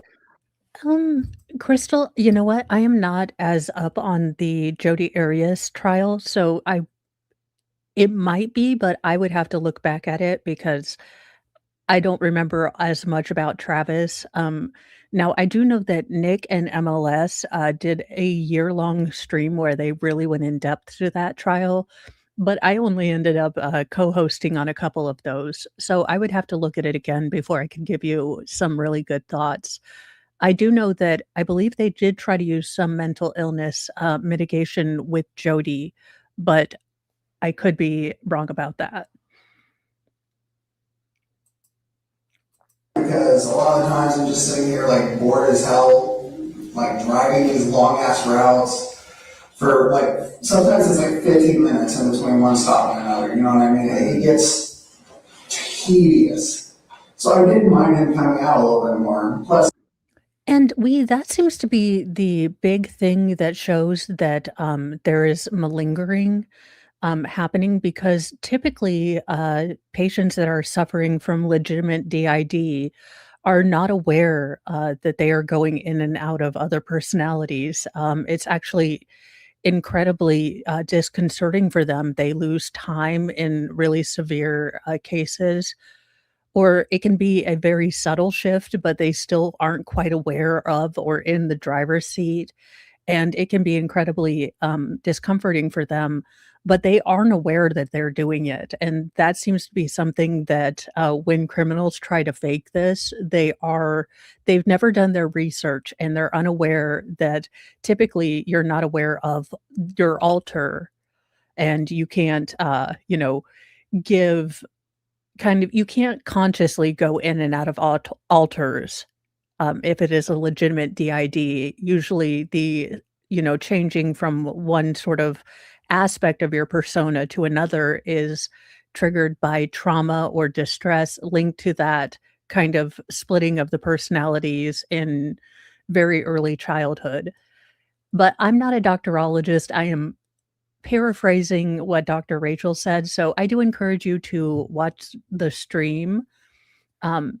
If you have more questions, because she is legitimately, a professional, and I am simply paraphrasing what I remember of what she said. and do the training. Like I listen to a lot of metal, all that stuff, like, his technique's different. I don't know how to describe it. But, so I'm starting to do a lot better. We're doing a lot better. I'm starting to understand a little bit more about this other me, essentially. Cassie started to understand a lot more. You describe that as like you're there, you're present, but you're not present. You're not controlling. So there's different states, I can say. Like, say it's a car. So if I'm the one driving, it's just normal. You know what I mean? Sometimes I'm in the back seat, and that's when Zero's driving, and I'm just kind of along for the ride. Is there any way we could get both you and Zero in the trunk of the car so no one gets hurt? Or we could get Jesus to take the wheel? Essentially, yeah. And then there's other times where I call it being in the trunk, where I have no idea what's going on. Because there's been times where I wake up and I have no idea how I got there. Like this, for example, like this right here, I woke up like going through my grandmother's backyard, and I don't even know how the hell that got there. I don't know what happened. It just kind of, it's like I want to say black out, but like sometimes I can You can recall. sometimes I can recall like like later on, like when I'm like dreaming, stuff like that. Yeah, because with Athena, you can recall the majority of it. I mean, so that makes sense. That night I kind of had a nightmare. Mm-hmm. And I thought it was a nightmare until I found the pants in my backpack. Okay. I thought the entire thing was a nightmare. Okay. So you saw it, you remember it, but then when you found the pants, you knew it didn't happen. Is that correct? Essentially, I thought it was just a bad dream.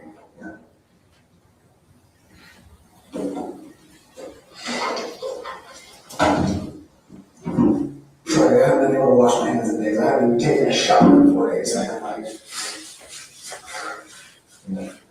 Well, when you stop doing silly stuff like that, it's, you know, I don't remember doing that. well, I mean, That's what I'm talking about. Like stuff will happen. I don't even remember how it happened. I woke up in a padded cell with that right there. I don't even know how he got anything to do that with. tell me a little bit about that, about remembering, you know. Interesting. I was unaware that maybe there was an attempt made on deletion by him in custody. Yeah, it would be interesting because I do agree with Gosney on most of his points, but I also feel like there are some crimes that warrant the ultimate punishment. And I know that is legitimately on a more emotional level. So I do accept that I mostly agree with Gosney, and most of my opinions on the death penalty are with him, except that I do think that certain cases warrant it, and if the evidence is there, then I'm okay with it. So it would be an interesting conversation. I am reaching out to him this weekend. Where did you find the pants? My backpack. Okay. Well, I don't even know what the hell happened. Yeah. Like, I just found them in my backpack and I'm just like, are you fucking kidding me? Like, I thought I just had a really fucked up nightmare. What was in your mind before that? Because I mean, obviously now we've gone through kind of that. Was the nightmare pretty similar to what we discussed, or was there any? I was describing my nightmare. Yeah. Like I said, sometimes I recall it in like weird ways. I'll recall stuff in dreams. I'll recall stuff like just random flashbacks to the next day.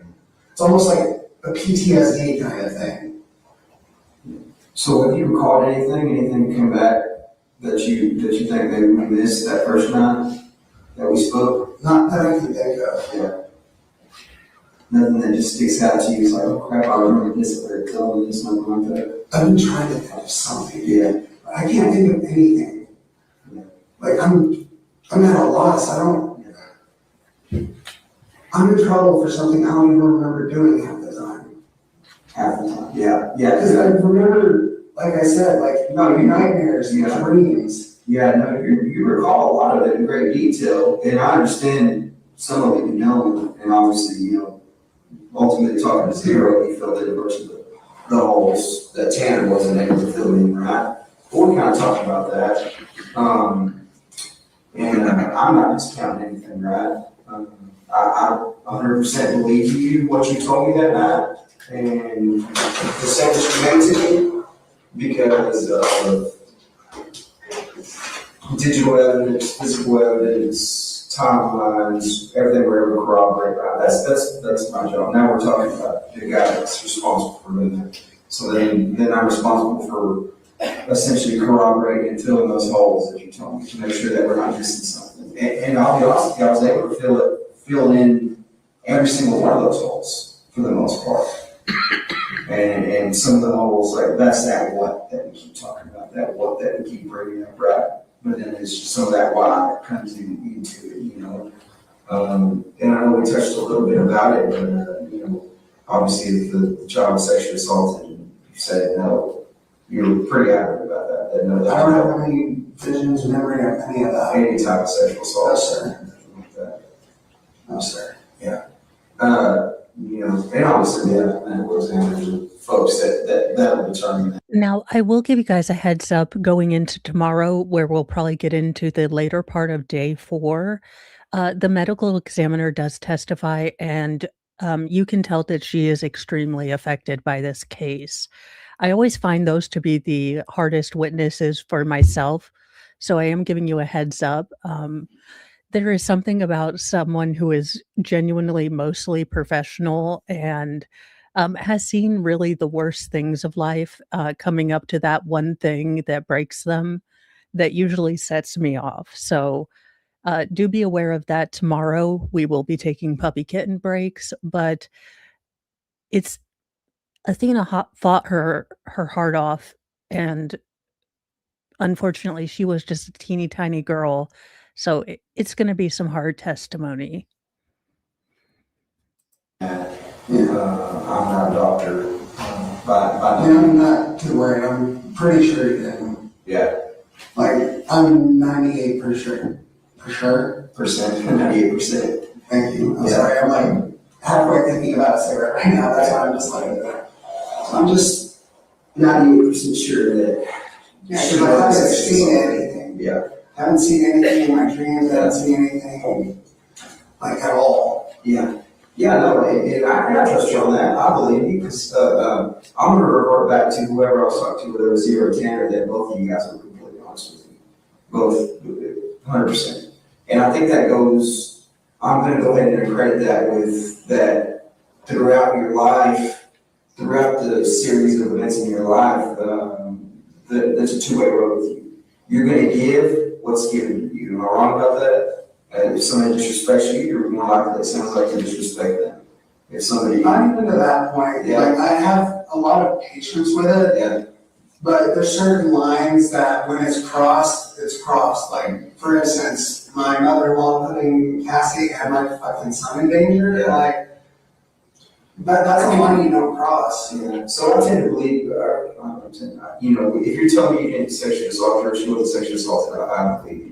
But I'm not the doctor, right? So if the doctor comes and tells me that she's been sexually assaulted, then obviously I have to go with what the doctor says. Yeah, But you're 98% sure that's not going to happen. That's not going to be. I'm sure I that's don't not. believe they do. Okay. I believe you.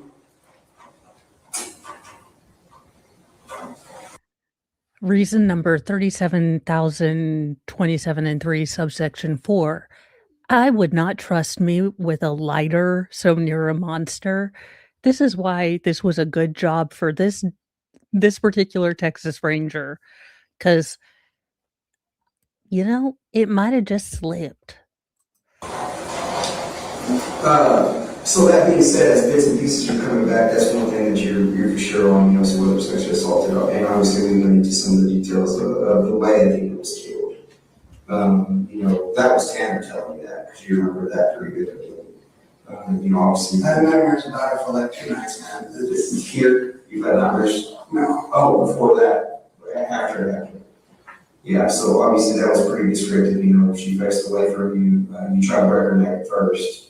That wouldn't say anything. That was zero tried to break her neck, which is, and when I say you, obviously, it's not another person's body, it's your body. You physically tried to break her neck, that didn't happen, facing away. Obviously, it's not like the movies, I think that's a misconception, impressionism. Obviously, maybe there are some people that can do that, but. We're going to get into some tough testimony about the reality of what neck hugs really require. So I'm going to take a quick moxie break. Get your snack foods, get your stuff. It's a little bit of a longer break, so if you need to take a potty break, but we are going to get into the reality that even though we're not going to see the audio or the video, this was not quick.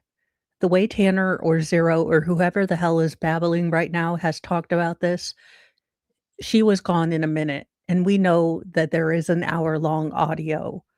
So I'm going to give us a little bit of a moxie break because we are getting into more of the nuts and bolts. So if you need to get a, restroom break or, a snack, it's about 2 minutes. So we can give ourselves a little woo-saw before we get into some more dark stuff, unfortunately. I take it down. Woo! Yeah. Oh yeah. I take it down a minute and a half. the dock gets long and the tea is hot, and the motions filed are quite a lot, when the state says boom and defense says pass, that's when I call my mini ass so classy and sass. Woo! Oh, Moxie, the emotional support mini donkey, tiny but mighty, a courtroom honky tonky. If the trial goes sideways, she don't panic or balk, just a soft little hee-haw and a judgmental walk. Clip clop, try to do the mess. Ears perked, high, and adorable distress. When the facts get wild and the lawyers get snarky, I lean on my emotional supporters.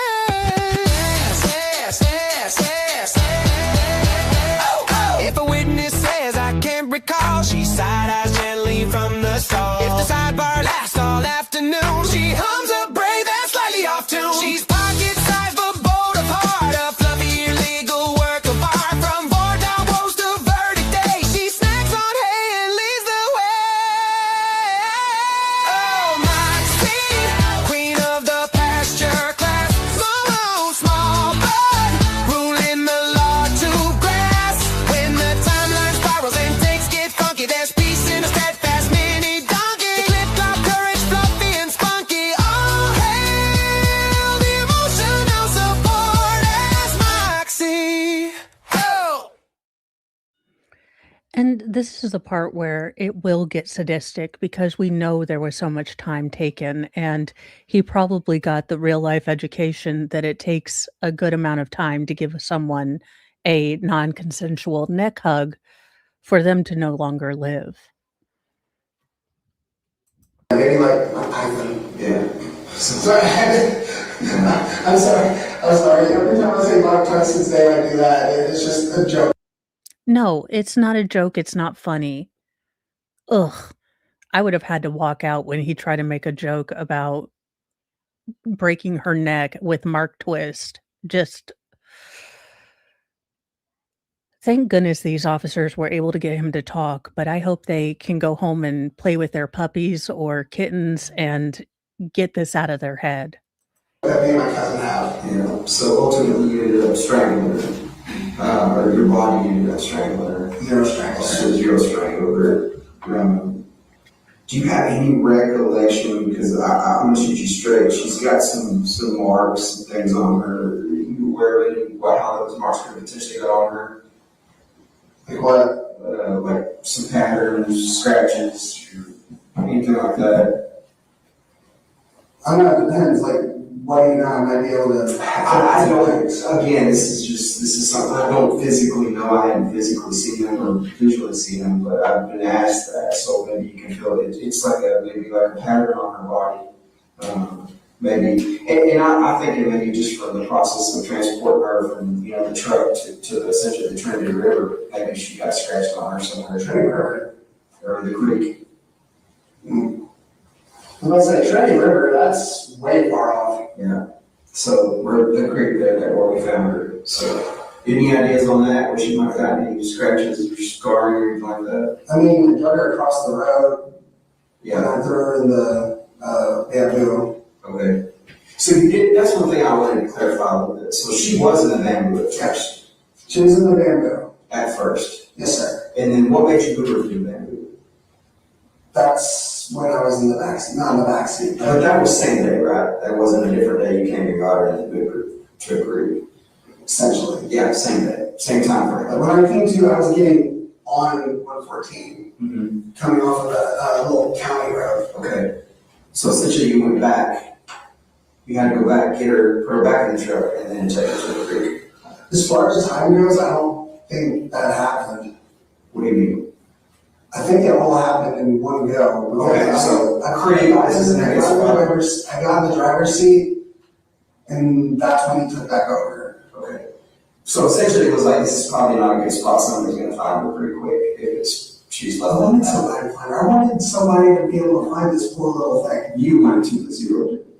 That's my guess. Okay, so then that's how she gets up in the creek. That's how Athena, and I can say I think we should give her the respect by calling her by her name, Athena. That's when Athena is such a pretty name in the creek. So, Goddess of beauty and mythology. yeah, and I thank you for filling in that blank because I was a little confused on it. I guess I got confused on, because we went to the bamboo and she wasn't there. Sorry, trying to look at it. It's okay. And then essentially, once he was not there by the bamboo, I'm a little perplexed because you and I were being pretty honest. But then that's when I had to talk to Zero. And then Zero essentially took me to the creek. So she was at. So zigzag or any type of pattern, any type of scratch, anything like that on her. Now, it is going to come forward on day 4. So again, a lot of day 4 is going to be getting into the nuts and bolts. We are going to be getting into the luminol of the van and essentially the pattern marks, just so you don't have to imagine anything worse happening to her. It does seem after she had passed, he laid her on the floor and her face took on some of the markings of the floor mat. I guess there was like some patterning on there. Like I said, this is day 4. We start getting into the real. He's been very. We've glossed over, but it's when we start getting into the evidence technicians and things like that. Likely be from you dragging her on the road or something in the truck. Right? Okay. Keep in mind the truck floor does have kind of a rugged Texture? Yeah. Okay. And in the FedEx truck? Okay. Do you don't think you'll try to, in your dreams or in your mind when you're recollecting some of this stuff, you don't think I haven't seen anything. nothing as far as like trying to smother her or anything like that, just strangling her? Sir. That was it? Sir. Okay. Strangling Athena, I'm sorry. Again, I just want to show her the respect. I call her by her name and not minimizing who she is. As a person. Yeah. Amen. Amen. Thank you. Thank you. I absolutely love that this ranger is not going to let this monster take away Athena's name. It's not it wasn't an it's Athena. And he dragged her and he put her in a creek. And he hasn't really pushed back much, but I love that he's pushing back on this. I love that this is the time where he's like, no, I've listened to you joke. I've listened to your stupid rambling stories, but you will not take away that little girl's name. That's a child. Yeah. So, and it is a child. So, and at that point, explain to me a little bit about the clothes. What do you think is the rationale behind taking the clothes? I know it was essentially a humiliation factor for Zero, was what I understood, to humiliate her. Is that It might have been like throw off trails or something kind of thing. I don't know. okay? Essentially, put the clothes somewhere else, and then it's kind of like the story about the green van, right? So to throw us off. So if we find clothes somewhere, then it kind of throws us off. Is that your train of thought, Maggie? Is that what thought was? That's my theory on it. Yeah. I don't know 100%. I haven't talked to Zero in a couple days. Okay. It makes sense, right? I mean, to me, it makes sense. Obviously, you did tell us that the green man was to throw us off, right? So essentially seeing somebody. So now the clothes, it only makes sense that if you take the clothes. Well, the first time that I talked to the people from the FBI, when they saw me when I was dropping off some packages at someone's house, I was in the backseat for that. Mm-hmm. When we realized who that was, Zero took over on that. Okay. So threw them off. Yeah. I think he had access, like, we share the same mind. Mm-hmm. He has access to our memories. Mm-hmm. And my dad used to have an old Astro van, and I think that's where he got that from. Okay. Just a repressed memory, essentially, so to speak. And he had a missing panel off the. Yeah. And that was very descriptive, so obviously that's something that was, stuck out to me. It was very descriptive of the way the man is described. But it only makes sense. So do you remember what article? Obviously you found the pants in your backpack at the house, at your house, right? Do you remember where any of the other articles of clothing went? I know we talked about a song that maybe was thrown out on the side of the road. Can't think of anything else as far as that goes. No, sir. Was she completely nude when she was thrown into the creek? I believe so. Okay. So she had no more clothing on her person? No, sir. Okay. But you don't remember particularly any other signs of injuries, anything that you can remember or recall in your mind, in your memories of any other injuries that she had on her? Not that I can think of. Yeah. So, This is the gentleman who is the defendant. Now, he has already pled guilty in the abduction, SA, and unaliving of Athena Strand. But since this is Texas and he is eligible for capital punishment, now the jury is going to be deciding whether what he did to this little girl raises him to the death penalty or life without parole. This is a pretty dark case. They do have audio recording of what he did to the little girl in the back of his FedEx van. Now, we are on day 3. I know it says it's day 4 for us, day 3 chronologically. Day 4, the jury does hear the audio and see the recording. However, it will be shown kind of as blurred out. There is no audio, and thank goodness for that. However, even though we don't get to experience that, we get into the nuts and bolts of, the luminol, the ligatures, and other things. So it's still an incredibly dark story. So as the Chiron says on the top, if you guys need a puppy kitten break, a moxie break, I do try to stop and we're going at a little bit of a slower pace. I am trying to catch up this weekend, but we can start a little later and speed through when it comes back on Monday. we recall a little bit, and I want to talk a little bit about that because I don't want to minimize the actual act. It's like, obviously, get her in the truck and find that dead end road, which grew up here, right? Let's get to the dead end road and kind of instruct her to face away from you. And then try to snap her neck, strangle her, and then she did defecate and urinate on herself, right? Yeah, you recall that. Is that maybe the reason some of the clothes came off? She had defecated, or is it just straight to humiliated? You think? Because that's errors. Reread that? So you think maybe the clothes came off because she defecated on herself, or because it was just to humiliate her? I don't remember there being any defecation on the clothes. Okay, I think Zero stated, or memory that you recall, was that she had potentially got a battle with I remember part of what I threw out. Part of what I cleaned up was throw up. Okay. The other part was poop.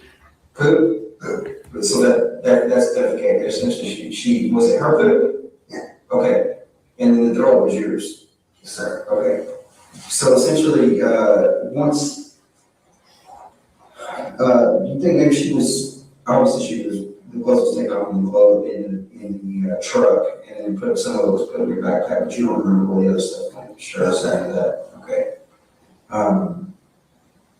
But just looking at it, it only makes sense. I think you're on the right track there. Maybe to throw us off, throw law enforcement off. Yeah, that's my theory on it. Yeah. So obviously early on, your grandmother was it already on your radar? Obviously, it's all over the news. You kind of seen it. My grandmother sent me a message about it, like, dude, this is up where you're working. Like, you know anything? I was just like, I don't really know anything. Yeah. And you didn't talk to anybody about it? No, sir. No. You didn't mention it to anybody, you didn't tell anybody what you did, nothing? No, sir. No, it was just you and Zero, nobody else had a clue about it. Yes, sir. Okay, what do you do at that point when you find out? This is kind of like an oh shit moment, right? Like, this is real. What's your train of thought? What's your direction? I think I was in denial. Mm-hmm. No, GR Benway, the state is being very reserved, and I think they are possibly the best, team to work on this. They're being very respectful. The judge has been incredible, paying attention to not only the jurors, but the witnesses. The defense seems to be the only part of this that really haven't read the room.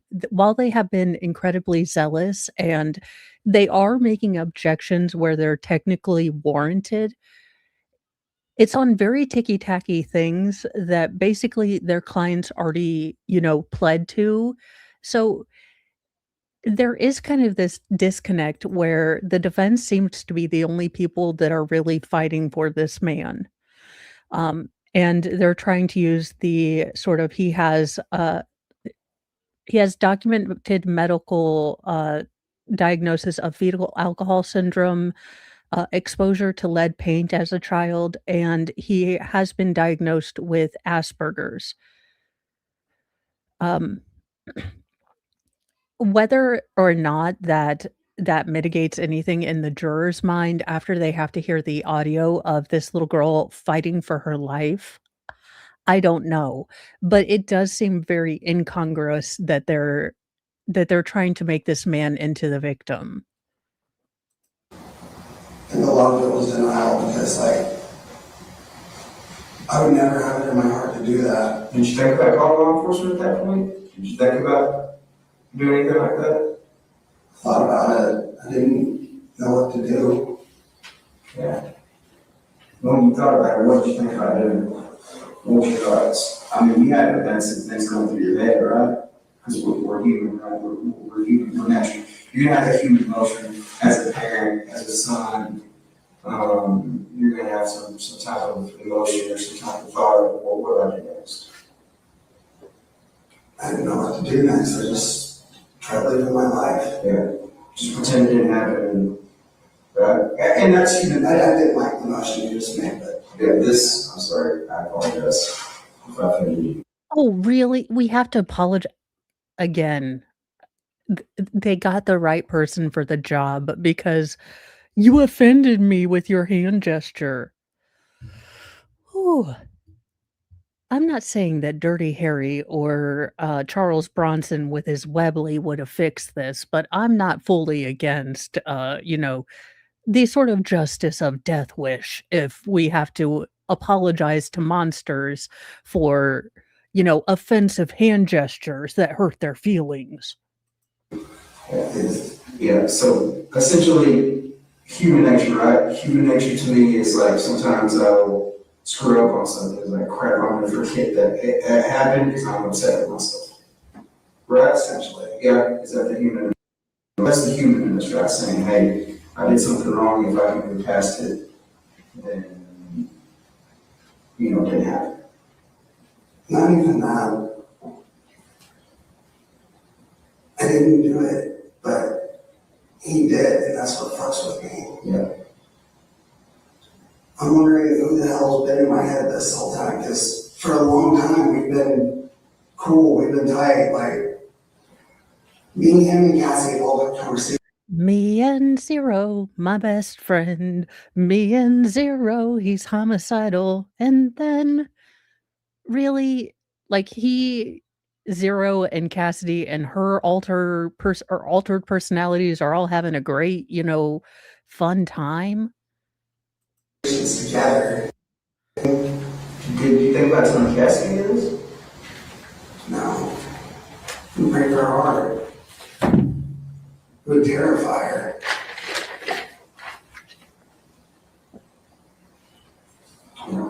So essentially, you're more or less in denial at that point, I would say. Still, part of me is in denial because I didn't pull the trigger. What do you mean by that? I didn't pull the trigger. As far as letting somebody know what happened, Doing it. or you feel like zero pulled the trigger? I feel like, yeah. Okay. I tried to disarm the gun. Okay. I tried to stop all of this from happening. I guess the whole motivating factor, and again, going back to that why, is, hey, we bumped this little girl with a truck, and I'm gonna lose my job, potentially lose my freedom,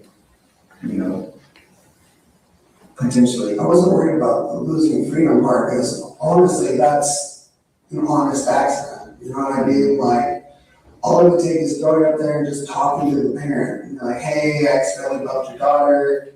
Like, there's more jobs out there, you know what I mean? Like, it's not hard to find a job. I mean, shit, like. But that was Tanner that bumped Athena. That was Tanner that put Athena in there. No.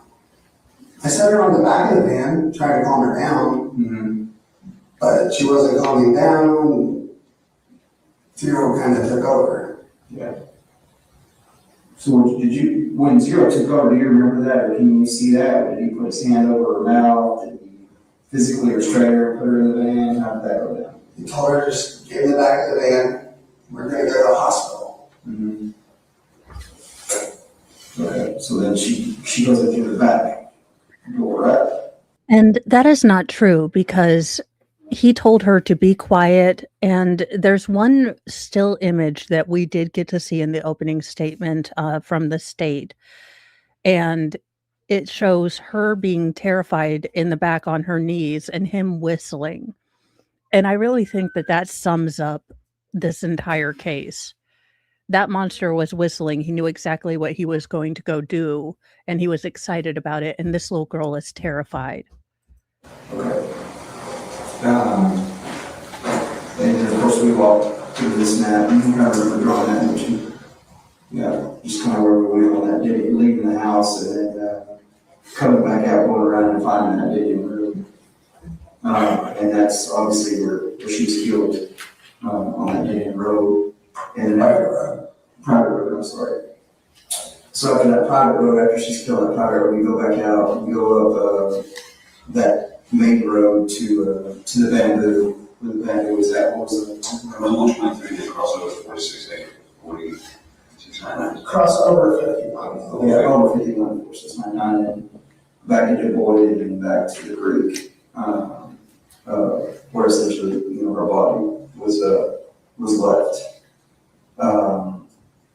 And then after that, you go to the Love's convenience store, and then you ask them for cleaning material, which we obviously corroborated that. What kind of cleaning material did they give you? Do you remember what kind of spray they gave you? Just sanitizing spray, I'm guessing. It said sanitizer on it. Okay, so just some generic spray. Paper towels, the brown paper towel, white paper towels, something like that. And then you kind of clean the poop and the bottom of the truck, right? And that was approximately, according to my time. Do you remember what time it was? I think our time, we have a time stat there, was around 7. 7, and you were there at that was. So, and obviously this is the time span, we believe approximately from about 5:45 to 7. So it was an extended amount, period of time, wasn't a long drawn out thing. It happened pretty quick. Do you recall at all any times in your head, or do you remember seeing a clock or anything like that? I know there was a little bit of confliction there on the phone. Was the phone completely turned off, or did it legitimately die throughout that thing? I'm guessing that he turned it off. I don't know if it just died or if he turned it off. I only noticed when I plugged it in, it had really low battery. Okay. So it was off at some point within that time frame. I believe he is being made to take his meds. I'm not sure as to the legality of forcing someone to take their meds in prison if they are diagnosed with these psychiatrics. I know that he stated in the start of this interview that he has been on his medications and therefore hasn't seen Zero. So I do believe that, but it's kind of conflicting because he was also attempting self-deletion. So he is an unreliable narrator of his own story. So according to him, he's been on his medication, but he's also still experiencing Zero. So who knows? And then it was plugged back in and came back on. And we had it. Back to Is there anything else you recall that kind of sticks out to you? never mind. Anything of Yeah. And obviously investigator Oliver has been, kind of letting us chat up, and I know he's probably sitting over here thinking of 1,000 things he wants to ask you.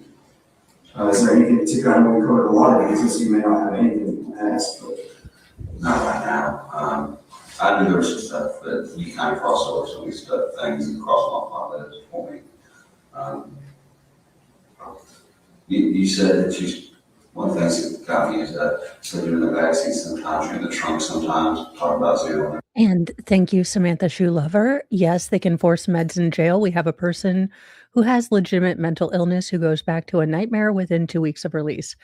Thank you for that, because like I said, I was pretty sure that they probably were allowed to, but, forcing someone to take medication, I would think would be something that they would have to litigate. So thank you for that.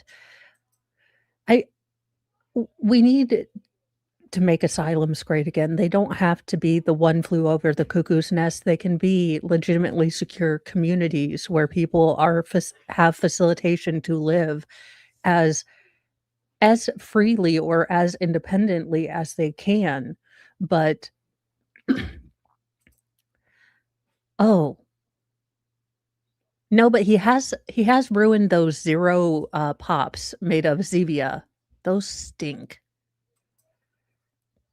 And Cassie said you got 3 personalities. And she says I have 3, but I've never personally seen any evidence of the third one. She given a name to the 3rd personality? Not that I know of. Does she give any particulars on their personality? Nice, mean? Any description? Not really. There's been times where she'll just say, hey, you have a third person up there, right? And I'm just like, no, I don't. Because I figured of all people I would have. You know what I mean? Like, it's my brain. I figured if I knew there was someone else in there, I would know. You mentioned earlier too, I guess you're aware of the FedEx cameras, there's FedEx in that cameras in that FedEx truck. Yeah. Okay, and you know how they operate. Yeah, they operate on, if you make any, they record if it's like you're speeding or if like you may take a turn too tight, something like that. Mm-hmm. That's what I'm guessing. Yeah. And because you made the comment earlier that we'd be able to see on the cameras anyways. Yeah. I guess you're aware that, those cameras can be accessed without any type of, impact or anything like that. That I didn't know. Okay. Pam, do you think Zero told anybody about this? Because you said you did. Do you think Zero told anybody? I don't believe he did. You don't believe it though? Is that tattoo on your forearm? No, tell me about that. That's actually how we came up with the name for him. So this is a Christian metal band named Under Oath, and the O in Under Oath is, the O with the line through it. Mm-hmm. So that's a Christian rock band? Yeah, Christian metal band. Christian metal band, Yeah. excuse me. So like. So you got your demonic alter ego's name from your tattoo of a Christian rock band with them creatively using the numeric 0 instead of O in Under Oath?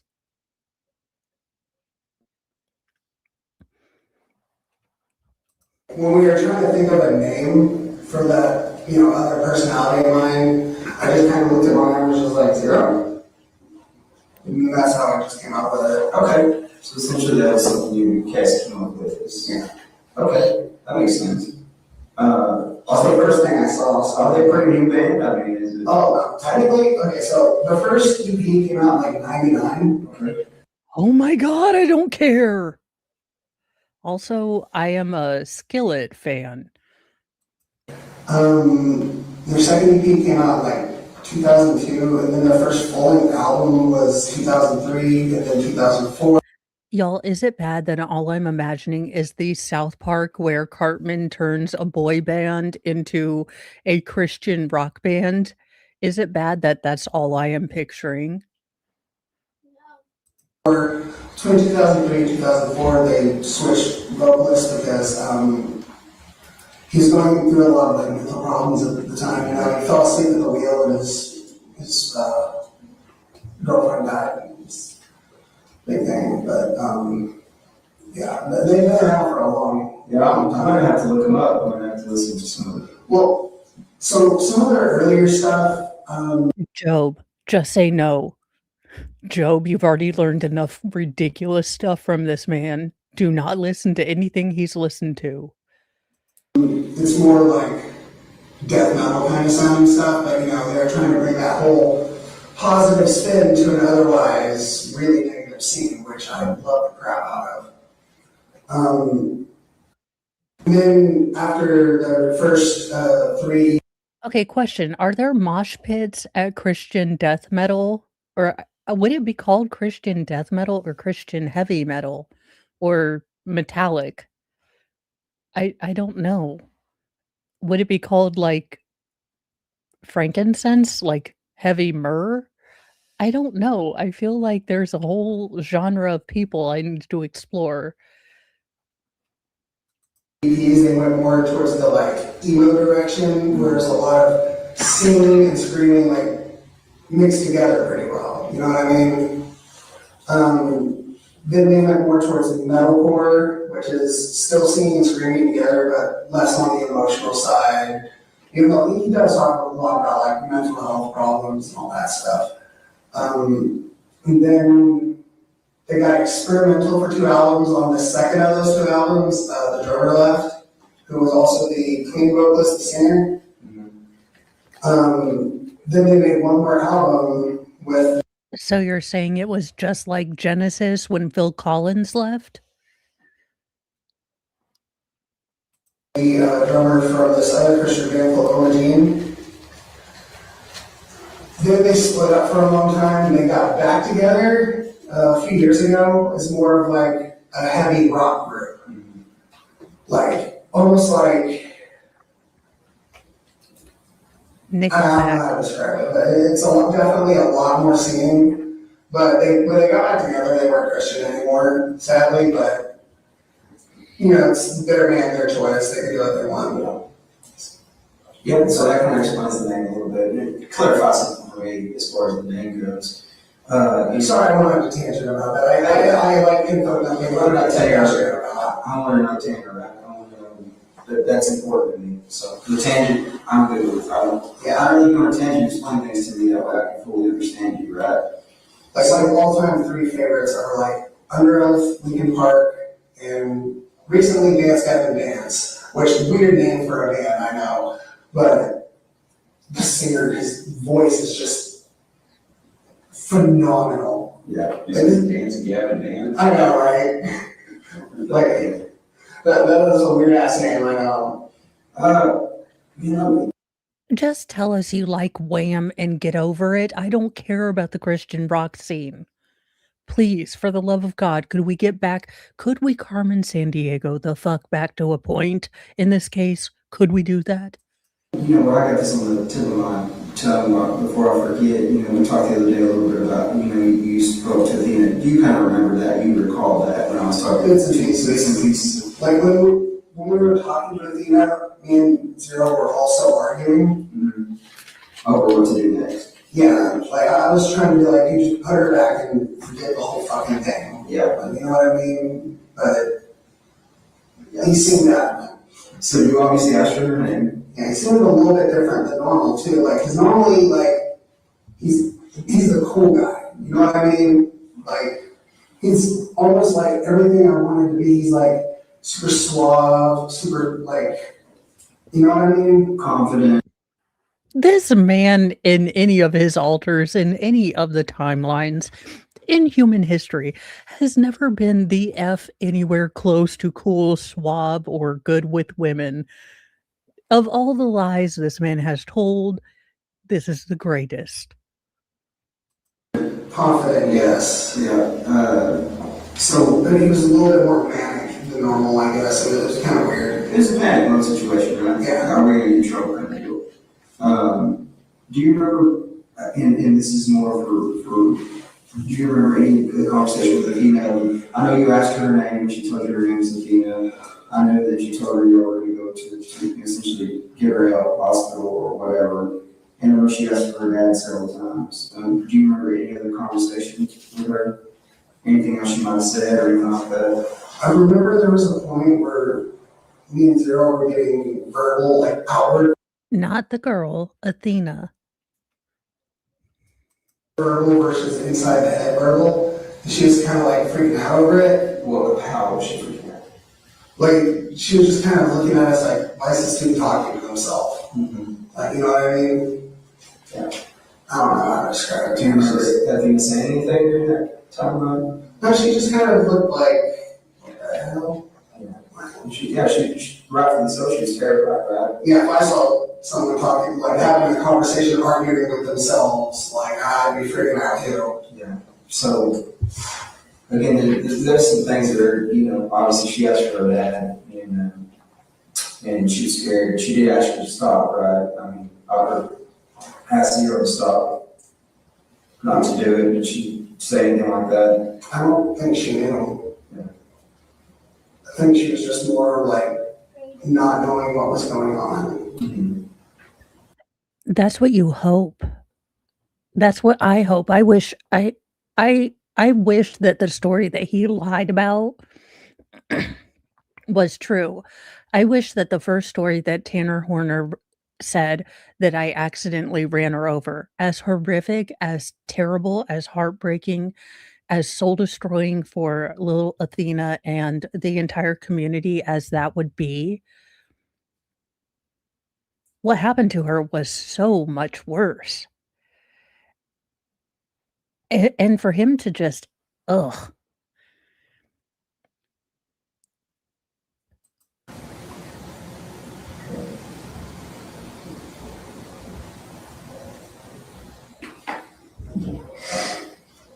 Need some more water? Yeah. Sorry, I think it's more stress than anything. That and I have to, like, when I ask people for water while I'm in that fucking padded cell, I'm sitting there waiting for like. I've had a case of water, so if you want to do it, I'll do it. When I'm sitting there asking people for water, like everybody there looks at me like I'm a monster. Yeah. Please let me tell you how quickly I would move to get this man water if he was on fire, allegedly in Minecraft. I'd still be sitting in my chair. I love how he's like, they're so mean to me. They won't give me water. They think I'm a monster. Yes. Which understandably so, given the circumstance, but I'm not a monster.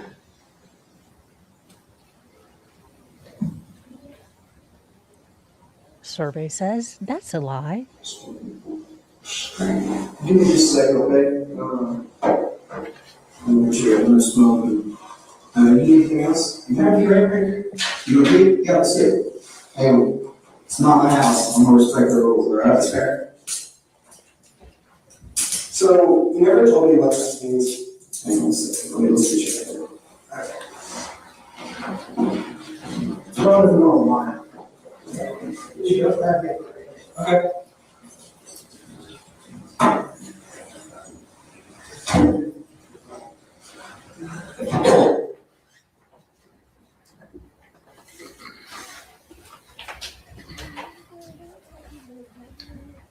Do you have further questions to ask Ranger Espinosa?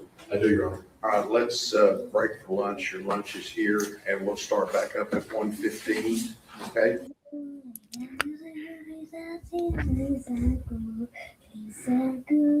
Meeting that price, he wasn't going to tell you the truth, right?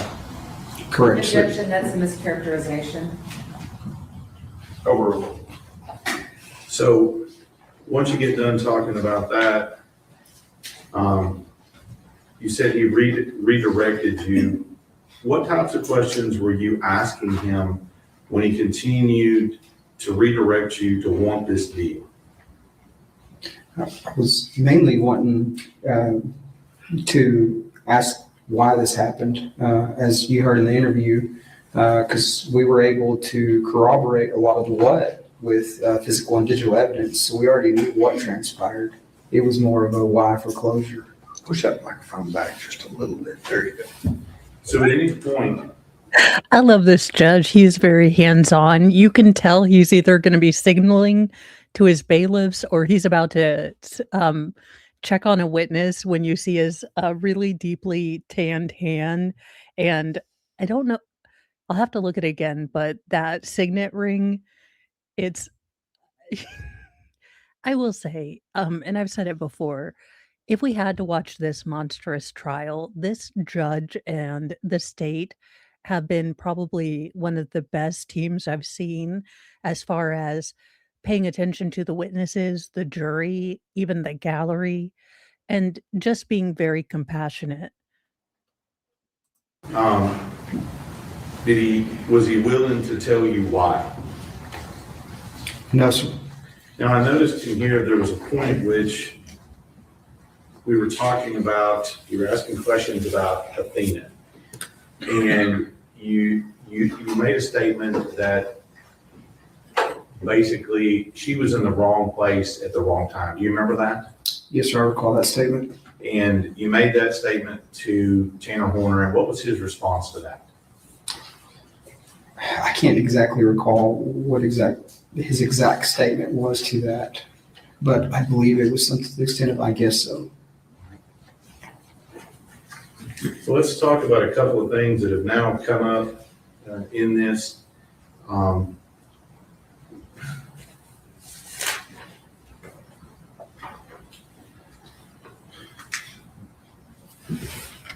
noticed in here that Tanner Horner mentioned something to you about wanting to take her to the hospital. Do you remember that?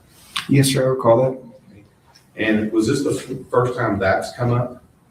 Yes, sir, that was, to my recollection throughout the course, this is the first time during an interview where he had mentioned something about taking her to the hospital.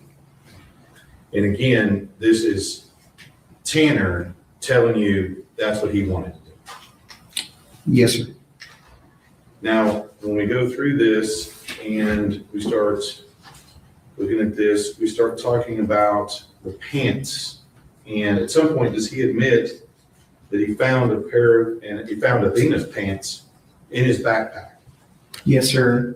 I believe that was a statement that he located Athena's pants in his backpack at his grandmother's residence.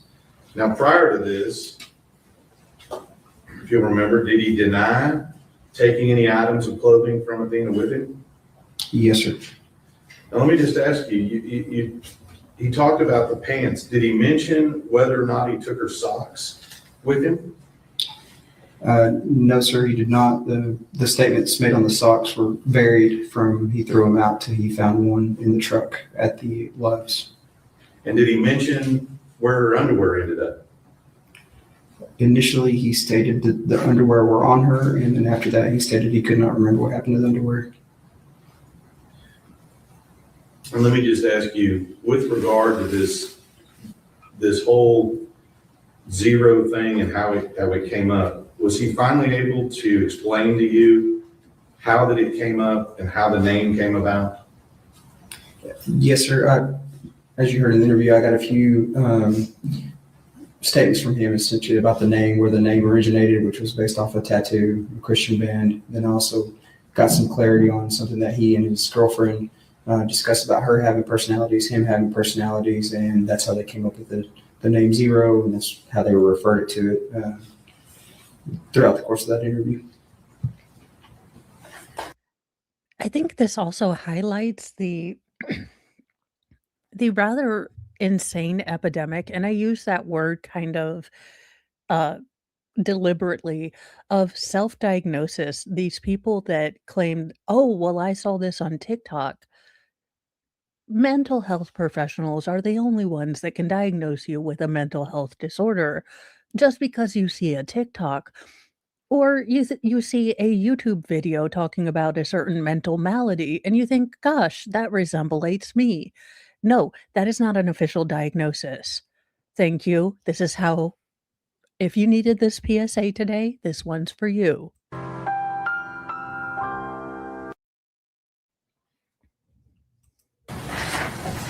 All right. Let's move a little bit, if you will, now that you've done that final interview. Is your involvement in this investigation over? No, sir. What types of things are you doing once you've now found Athena's body, you conducted this interview on the 7th? Was there anything that happened in between locating her body on the 2nd and this secondary interview on the 7th? Yes, sir. Obviously, this is a tremendous investigation as far as moving parts go. There's a lot of key elements that we now got to start focus on, which is one, preservation of evidence, getting the evidence properly stored, figuring out who's going to take what to what lab. And then we also have this digital evidence that we have, which is an SD card that obtains potentially more video. So I have to figure out a way to get the proprietary owner, which basically who owns the software to play that SD card, and figure out a way to preserve that evidence. Let's back up a little bit, talk just a little bit about evidence. We have the truck in which Athena was murdered in, is that correct? Yes, sir. We have the truck in which he was found in on the 2nd, is that correct? Yes, sir. Do both of those items, are those going to need to be processed, CSI work and things like that done to them? Yes, sir. And then you also said that there was a search done at the Horner Home in Lakewood, is that right? Yes, sir, that's correct. And in Horner Home in Lakewood. And you didn't conduct that search, right? No, sir, they were just conducted in my direction. Right. And then we have social media, DNA, things of that nature that are all happening. Is that right? Correct, yes, sir. And then I didn't ask you this before. Was there an autopsy performed on Athena? Yes, sir, there was. And do you remember who the doctor was that did that? I believe the chief medical examiner now was Dr. Dwyer. Okay. And so we talked about evidence. So all of that is, would you say, in process when we're working on that? Is that right? Yes, sir. Yeah, like I said, a lot of moving parts, a lot of things moving forward, a lot of things that we need to get doing. I've literally been working on this case along with the district attorney's office for over 3 years. So let's talk a little bit about so the items that needed to be tested. Were you involved in once the forensic, the CSI stuff was done on the vehicles and all of that was done? Were you involved in getting that evidence from Wise County to the lab? Yes, sir, I was. Okay. And why would you, being the lead ranger, be involved in getting it from Wise County to the lab? One, it's chain of custody, so everything that goes in, evidence-wise, DNA-wise for testing, it's one person handling it. I grabbed it, took it to the lab with essentially a submission that says what needs to be tested for what, which would be trace evidence, DNA evidence, and different things like that. Yes. Andrew Espinoza, I'm going to show you some more State's Exhibit 41. Is that what you were talking about with the evidence? Yes, sir. This is a chain of custody transfer receipt from the Wise County Sheriff's Office to me. And is that a true and correct copy of that chain of custody receipt when you took the evidence to DPS? Yes, sir. And when did you take that to DPS? February 21st of 2023, and I can verify that with my signature at the bottom of the page. David Offer States 41.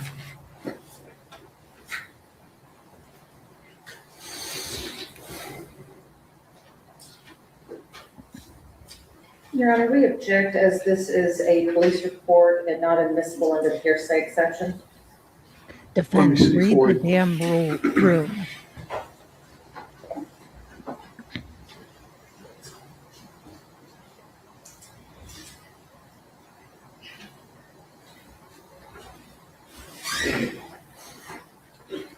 Mr. Staten, what's the relevance of this documentation? Is the evidence that he took from the lab and then picked up from the lab. It's not a police report. Right, your objection is overruled. State's Exhibit 41 is admitted. Thank you, Judge. Thank you, Your Honor. Joe. Additionally to that, Again, I love this judge, and I will give that to the defense. The defense is making what are technically correct objections, but there are relevancies as to why they might need this particular piece of work product that typically isn't shown in trials. And this would be different if they were still arguing innocence or guilt, but they're not. They are arguing the penalty phase. And I would think as a smart defense team, you already know that the jury is most likely going to hate your defendant. They're going to viscerally hate him after the audio snuff film that he created with his evil actions. Are you okay? Oh, all right. Sorry. I thought the youngest most feral was choking. Apparently, he was making noises. But you already know that your defendant is going to be considered a monster by 99.99% of people. Making these technically correct, but jarring and somewhat, ridiculous objections, just if I were a juror, it would piss me off. In the defense, you are fighting for your client's life. Your defendant is already unlikable. You are supposed to be the avatar that kind of humanizes him. And doing these ticky-tacky objections, I don't think is going to make it easier for the jury to associate you with maybe common reasoning. And yes, hey, Ariel, they have to object to things, though, otherwise it's not preserved. Fair point. I just do think that optically it is a losing battle, but I understand for preservation of the record. And if he does get the ultimate punishment, which I'm thinking he most likely will, this will automatically go to appeals. So even though it is maddening and I don't like it, they probably should do these ticky-tacky objections. Mentioned, and I think we talked about this a little bit before,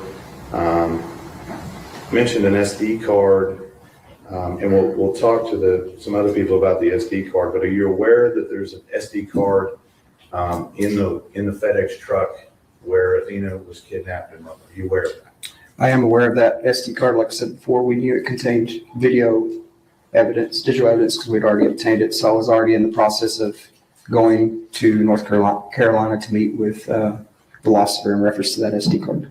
Now let me ask you, when we say an SD card, and I'll show you the card, the evidence here in just a second, but is this what we would consider just to be like a normal, like an SD card, like we would see in a camera or something along those lines? Yes, sir. Yeah, just your standard SD card you slide into, when you take a photo or when you're collecting in a smaller video camera, that type of SD card. And at some point, were you attempting to access that SD card to obtain the video from the FedEx truck? Yes, sir, I was. And were you able to do that? No, sir, I was not. Okay. And what steps did you take to be able to view what was on that SD card? Like I stated before, we knew that we needed to get with the proprietary owner, which is Velociter, and get on their schedule. They do nationwide contracts. So it was a matter of getting them at their headquarters in North Carolina.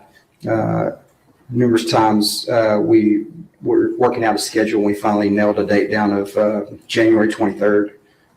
And I was able to request a plane through DPS headquarters in the governor's office, and it picked me up in Decatur and flew me to North Carolina, where I met with Jim Becker to preserve and obtain the digital evidence from the FedEx truck.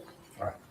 And I'm not going to ask you specifically questions about what's on it, but let me ask you, so you said something about something being proprietary. Well, what does that mean? So, yes, sir, I did. So the software that they use for that SD card is basically only for them. If you want to play their videos, you have to have. Object. This is all based on hearsay. You basically have to have their software in order to play that SD card. So we just can't play it. They own it. So in order for us to play that, we have to go and use their software. Okay. And that's what you mean by proprietary. It's not just a reader that we have on a common laptop. Is that correct? Yes, sir. Okay. And does that particular reader have a name? I believe it's TrueView, if my memory recalls. Okay. But we could get Jim Becker to talk about that. Is that right? Yes, sir. Yeah, he's the brains. He provided me the software, provided me the video, and then that allowed us to play it. And so, and again, I'm not going to ask you directly about it, but once you had the proprietary software, okay, once you had that, did you get that when you were in North Carolina? Yes, sir. I flew there, obtained it, stayed until we had the evidence, secured it, made sure it played, and then I flew back to Wise County from North Carolina. So at that point, you got the software, and now you can see the entirety of the video on the date in question. Is that correct? Yes, sir. Judge, approach. Yes. I'll show you State's Exhibit 116. Do you recognize this little envelope? Can you tell us why? Yes, sir. I do recognize it, and it does have my initials and a date stamp. So let me ask you, is this State's 116, is the SD card contained within that? Yes, sir. And also contained within is jump drives, which the video evidence was actually transferred to by Velocity. And so all of this, this is what you picked up from Wise County? Yes, sir. And then this is what you took to Velocity, and this is what you brought back? Yes, sir. That's correct. And that's your initial and signature on it? Yes, sir. I must say, I very much like that the lead investigator is being the one to kind of introduce all of this information. Sometimes it's not the case because, they don't have a lead investigator or it's a much smaller case. But being able to introduce kind of all of this disparate information through one witness, I find it easier. And I think that maybe the jury will as well, to kind of, he's so calm and things like that, that I think when they're going back and saying, okay, what did, Texas Ranger Espinosa talk about? And they'll be able to kind of recall that. And they don't have to recall so many other different witnesses just to get the chain of command kind of through, like we see in a lot of trials.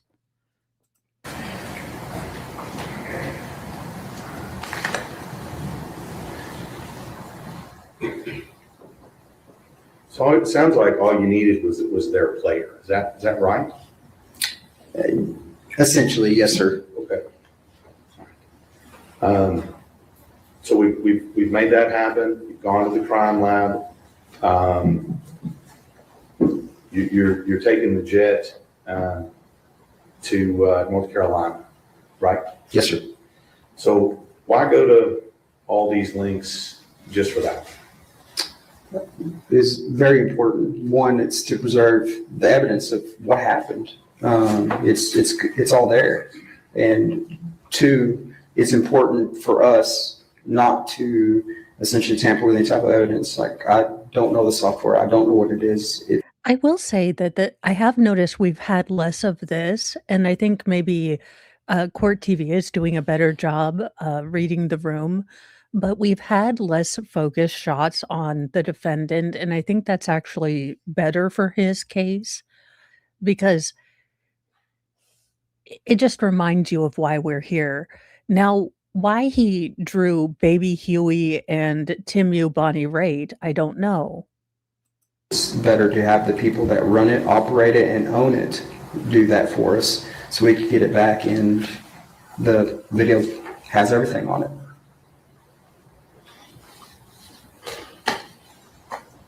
Ranger Espinosa, I want to thank you for the last couple of days of your testimony, evidence in this particular case, and thank you for your work. Absolutely. Cross-examine. And I would also like to thank Ranger Espinosa. I know you're probably not likely to watch this retrial of a case you probably want to forget.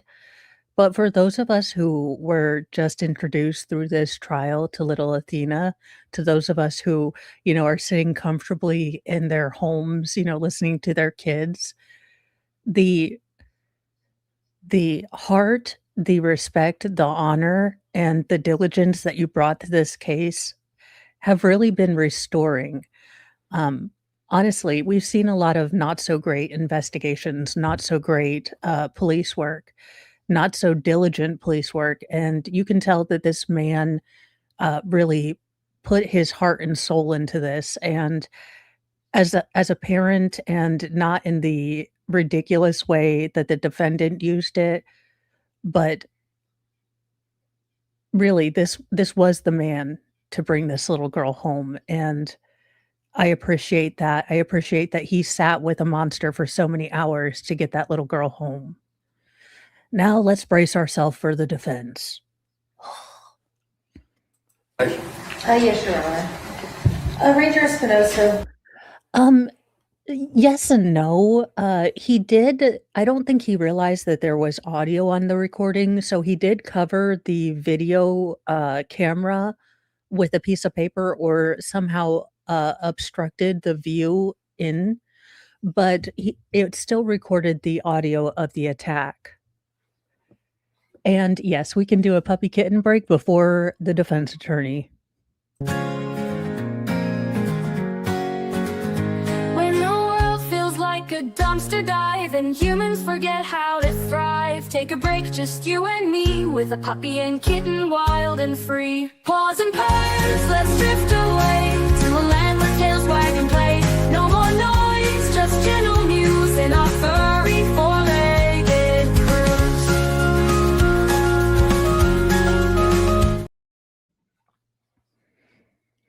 All right, let's take a deep breath and hope that this woman doesn't annoy the snot out of us. while we're talking about the SD card, who removed and recovered the SD card from the van? That would be the CSI group, which would be with ERT and the Wise County Sheriff's Office. And who with Wise County Sheriff's Office removed the SD card? I would have to check the chain of custody on who actually removed it and placed it into evidence. So you don't know how many hands that went through before it was placed in evidence? No, ma'am. Because I did personally not do it. You had said that you had to go to North Carolina in order to have this card reviewed by the software engineers. Is that right? Yes, ma'am. Okay, so who at Wise County, or I'll even make it a little broader, who attempted to play that SD card prior to you taking it to North Carolina? Only to my knowledge, when it was checked out of evidence, it was only Patrick McGuire with the FBI and myself while speaking to Velociter. But at some point, you knew that someone had tried to play that card and were unable to. I had no knowledge of that, no, ma'am. And the reason you took it to North Carolina was because it was not able to be played on a regular reader. That's correct. He explained that. I want to talk just a little bit about these interrogations. When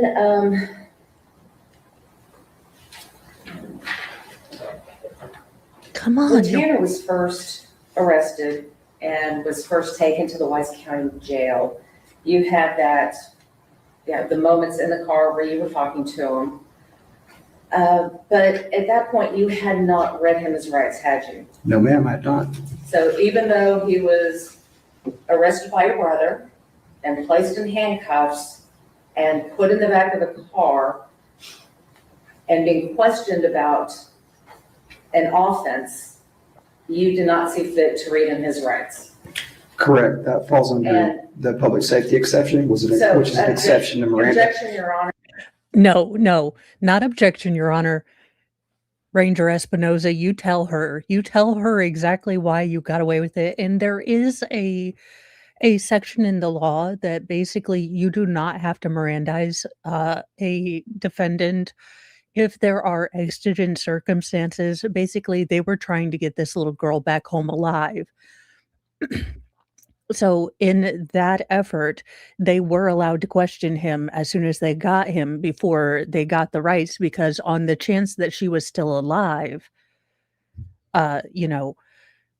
she is just wanting to make sure that they know that his rights were abused. Again, I feel like her defense of this gentleman is more ideological than a defense of this gentleman. I think she is ideologically opposed to the death penalty.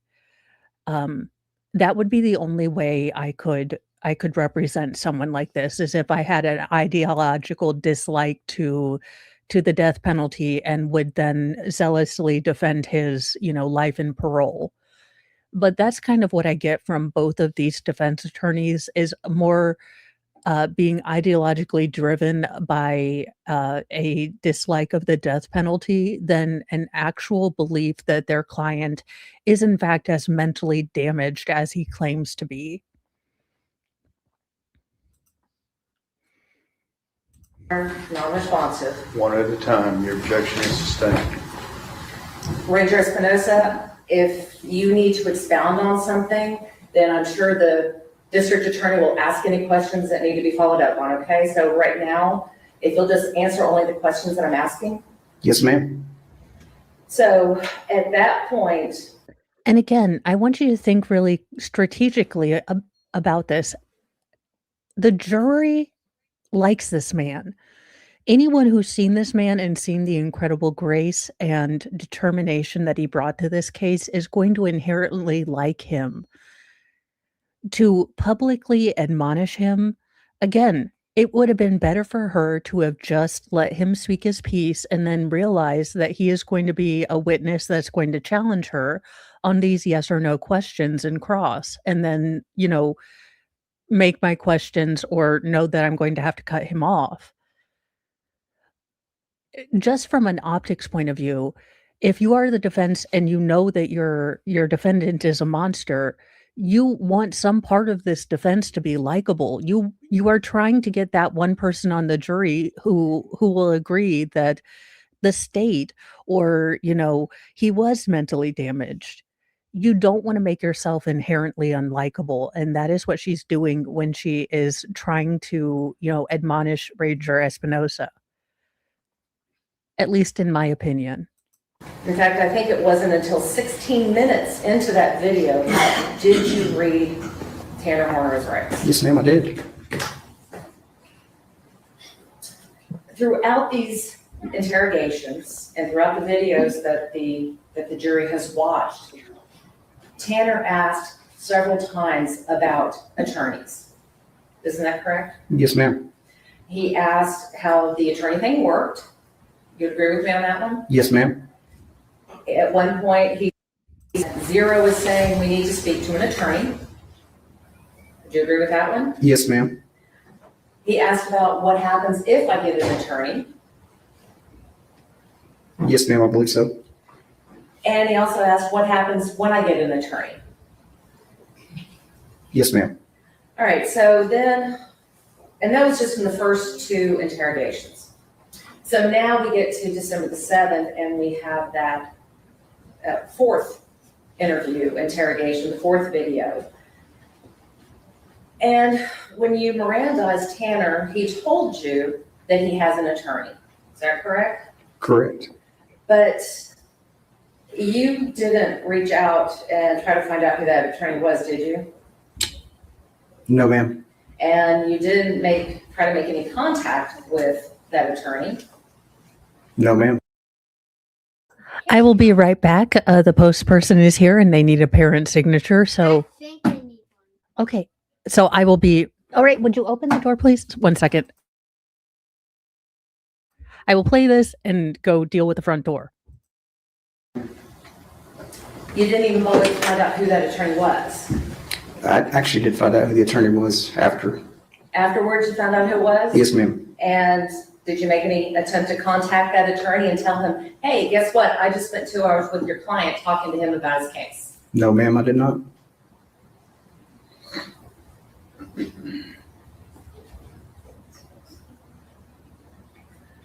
Ranger Espinosa, you had testified earlier that Tanner had reached out to you on December the 6th of 2022.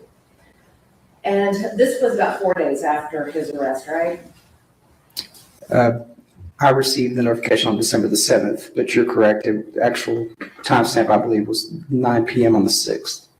Were you aware that the night that he reached out to you, he had cut himself in his jail cell?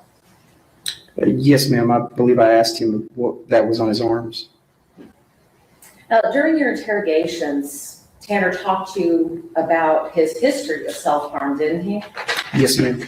And you had learned through these interrogations that he had several suicide attempts. Yes, ma'am. By his statements, I was able to corroborate those.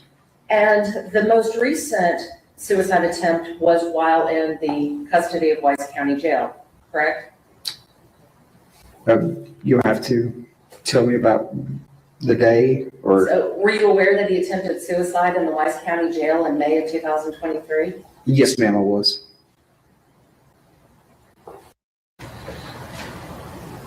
Throughout the interrogations, Tanner also spoke to you about his suicidal ideations. Would you agree with that? Yes, ma'am. So you learned that he had previously tried to hang himself, Yes, ma'am. and you also learned that he had also suicidal ideations before his arrest. Did you not? Yes, ma'am. And you learned that he had current suicidal ideations. In other words, he was still feeling suicidal at the time that you were speaking with him. To tell you, that's cause for speculation about what Tanner Horn was feeling. Suspect.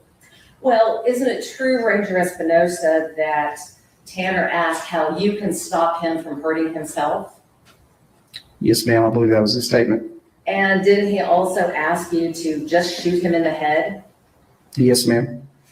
And in fact, didn't he ask you on several times, can you just shoot me in the head? To the best of my recollection, he only asked me once to shoot him in the head.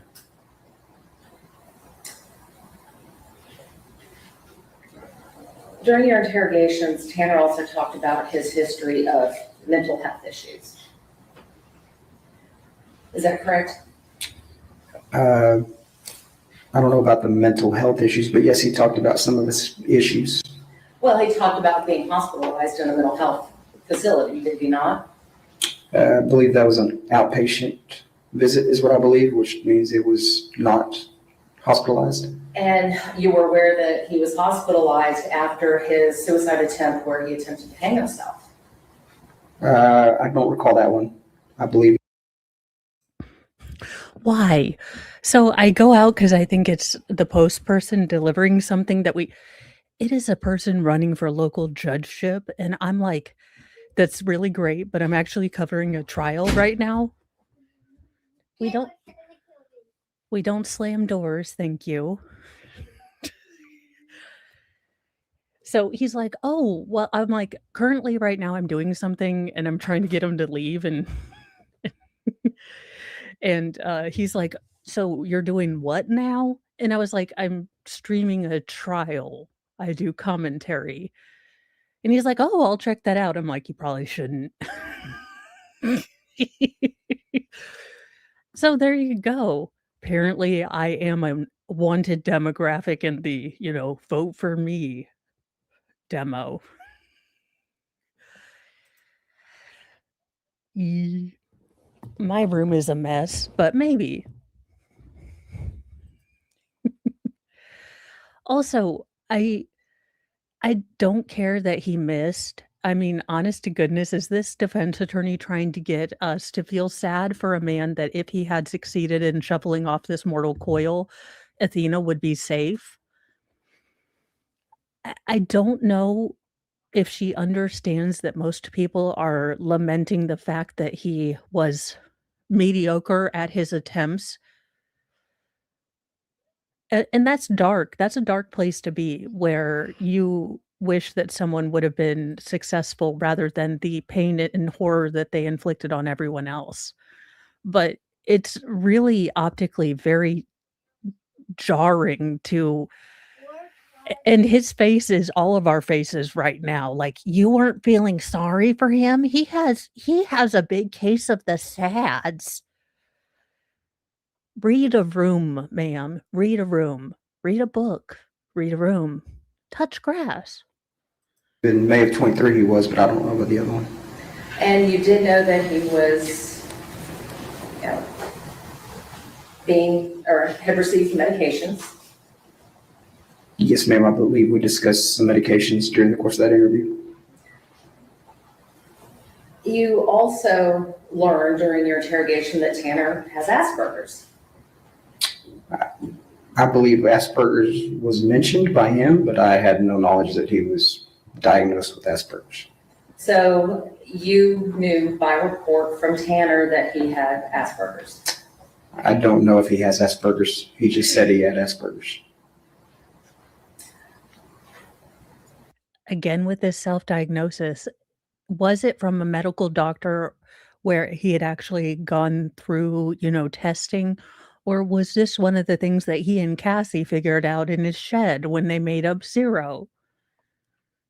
You learned about the hospitalizations. You had mentioned that he had talked to you about medications that he was taking. In fact, you even asked him about the medications he was taking. Correct. And he told you that he was taking Prozac and Strattera. Is that right? I believe so. So are you aware that Strattera is used to treat ADHD? Judge, I object, he's not an expert on that. I'll let him answer if he knows. Were you aware that Strattera is used to treat ADHD? I'm not aware of that, no ma'am. Hey, as a person who has a touch of the autism and ADHD and apparently dyslexia, I've never done anything violent. Stop using. Again, I am so damn sick of this. Everyone has their own personal BS, which is why the golden rule of the Church of Mo is that yes, we all have our ish, but the one thing we do not do is take our ish and put it on someone else by being butt monkeys. We all acknowledge we have ish we're going through, but the one thing we don't do is make it an excuse to be an absolute tool to someone else. And are you aware that Prozac is used to treat major depressive disorder? I'm also not aware of that.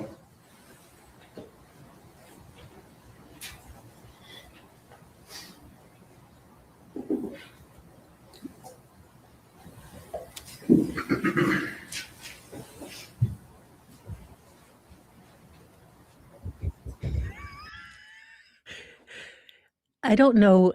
Hey, JKD Buck, I think we need a cartoonification of Ranger Espinosa's face that I can just blink up for whenever the defense doesn't read the room. Because right now, I don't know if you've seen the meme, but have you seen the meme with the disappointed Indian American father just in the vest, just looking like you're a disappointment to not only my genetics, but our entire ancestry. He is giving me total, why are you wasting my time? His face is our spirit animal right now. During these interrogations, well, let me back up. You testified to this jury that... Oh my God. Body panel readers, the body panelologists, I would love for them to dissect Ranger Espinosa's body language here, because I love it. He went from open and very kind of amiable to what I can only describe as pissed off middle-aged woman. And I'm loving it. I am loving that again, where has this man's disrespect for this woman been all my life? His face is priceless. You did not think that Tanner expressed any remorse during all these interrogations. Do you recall that? Yes, ma'am. But you would agree with me that he told you several times that he felt bad about what had happened. And he may not have said, I feel bad, but he was mildly sad about what he did. Ranger, you're just not giving him credit. Doesn't he get a participation award on regret? Regret? he expressed his emotions about what had happened. Yes, ma'am. I did not believe him. Objection, Your Honor, non-responsive. Sustained. Yes, ma'am. He expressed that when you had said, he had been talking about what had happened, and you go, "That's all right." And he says, "No, it's not all right." Do you remember that? Yes, ma'am, I recall that. And your response to him was that, no, it's all right for you to talk to me. That's what you were referring to, right? About it being all right? Yes, ma'am, I believe so. And then based on Tanner's response, he was telling you that it was not all right to hurt a child. Yes, ma'am, I believe that's. Ma'am, as a fellow, look, you are not limber enough to continue to make these stretches. I encourage you to start yoga before you attempt to stretch anymore because this is a reach, like beyond your capabilities. What he was implying.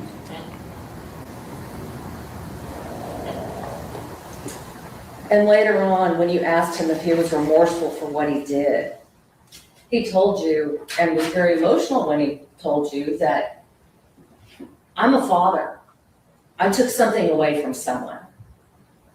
Do you remember that? Yes, ma'am, I do. Ugh. Acting. And when you asked him about what he wanted to say to the community, do you remember his response to that? No, ma'am, I do not recall. Do you recall that he said, "No one deserves this"? Yes, I do remember that.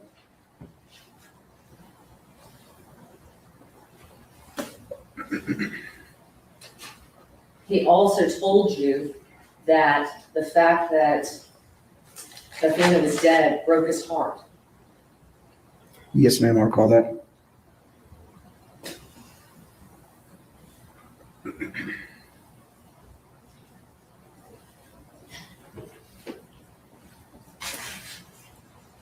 Ranger Espinosa, you also recognized that Tanner was being remorseful as well, didn't you? No, ma'am. You don't recall telling him, "I see remorse in you. I see regret in you"? That is part of an interview tack in order to maintain rapport. So you lied to him? Yes. No, ma'am. That's a rapport. It's a common strategy. If you want to call it a lie, you can, but it's strategy. But you did tell him that you saw remorse in him. Correct, I did. And you did tell him that you saw regret in him. Yes, ma'am.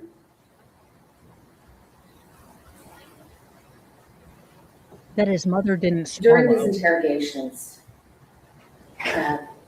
Tanner was being cooperative with you. Yes, ma'am.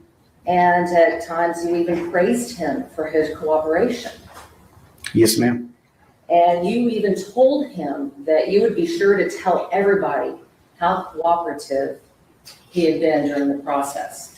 Correct. Did you tell everybody how cooperative he had been during the process? No, ma'am, I did not. In fact, you even thanked him for his willingness. Hey, defense attorney, I don't know if you're new to this, but officers are able to lie to defendants when in interrogation. So I'm confused about where we're going with this, but no one is going to give your client a gold star for eventually telling bits of the truth. To help. Isn't that correct? Correct. And did you tell anybody, or did you tell everybody that he was willing to help? No, ma'am, I did not.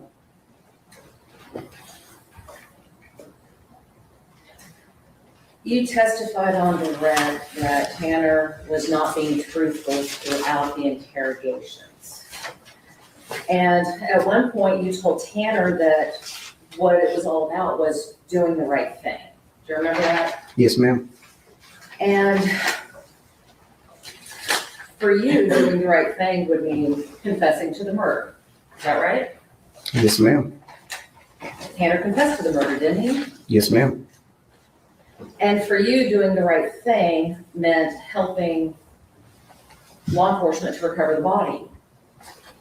Yes. Yes, ma'am. Tanner eventually helped you recover the body, did he not? Eventually. Yes, ma'am, he did. You also stated on direct that Tanner blamed everyone else but himself. But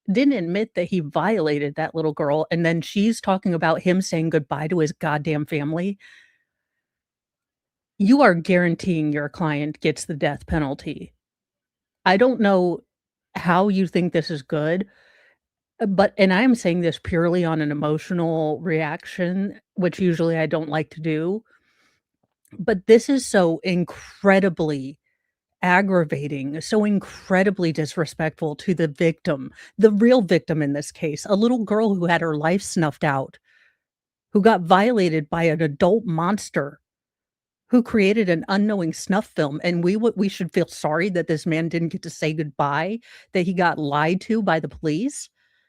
The fact that we live in a justice system that allowed this man to bloviate about his stupid Christian music obsession for 3 hours proves that we live in a more goddamn civilized society than this man deserves. Because if I had my druthers and everyone else on the table flipping side of Jesus justice did, we wouldn't need an attorney. We wouldn't need a trial. But this man benefits from the fact that we have set aside a justice system that is ruled on logic, rules, and procedures. And if you think that you're doing any good for your client, please continue, because I would love it. In fact, continue on this way so we can guarantee that this man gets ever closer to succinylcholine in my lifetime. Wanted. He asked you to relay all of this to the judge and to the prosecutors. You remember that? Yes, ma'am. You told him that you would do this. Did you relay it to the judge? I believe I spoke to the judge and the district attorney's office in reference to that. To the deal? Yes, just that he wanted to cut a deal. You didn't give him any of the other details? No, ma'am.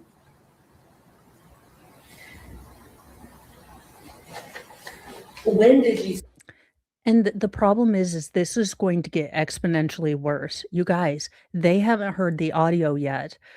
Like I told you that there was the pre and a post in the Canero trial. After the medical examiner spoke in the Canero trial, it was over for Paul.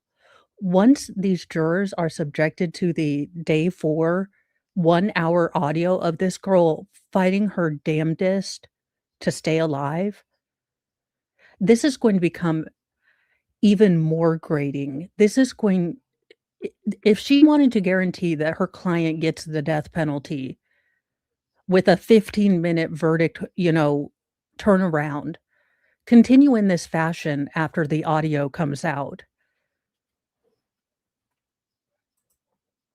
Speak to the judge about this. And which judge, well, let me back up. Which judge did you speak to?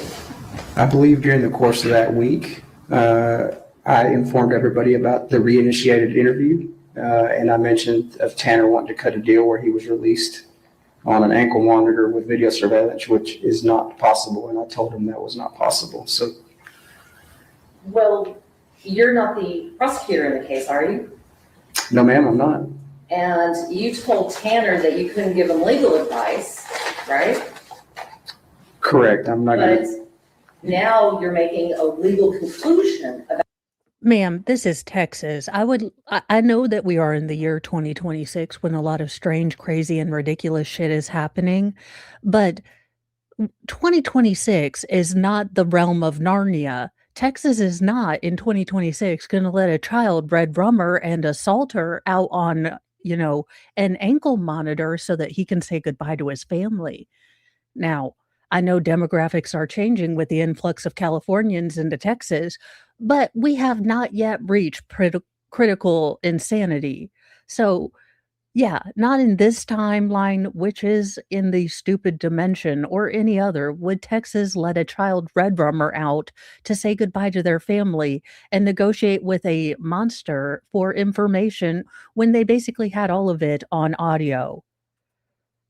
What is and isn't possible. Do you agree with that? Yes, ma'am. Again, I told him it is above my pay grade. That is a decision for the district attorney's office. And you said it's a question that you'd have to ask. Correct. So the question I have is, and you just said that you talked to the judge about it, which judge did you talk to? It was mentioned to Brock Smith When? during that time frame sometime. When did you speak to the prosecutors about it? I believe actually the district attorney's office we had a meeting with the district attorney's office that day at the Wise County Sheriff's Office, and I informed them about it. The question I have is, why wasn't that included in your police report that you prepared for this case? It was included in the police report. The fact that he was willing to give up all of his defenses? Yes, ma'am. There's video evidence of that. What I'm saying is that in your written police report, you did not update your written police report to include all this information, did you? My police report says for all the details reference the videos in this report. So yes, ma'am, I did include it in this case. Now, you have Reading is fundamental, ma'am. If you have a point, be sure that you have it correctly. Oh, she fell into the Nestor trap of not actually doing her homework. I hate it when that happens. how long is your police report? I believe this one is 75 pages. And you have other details in that police report. Do you agree with me? Correct.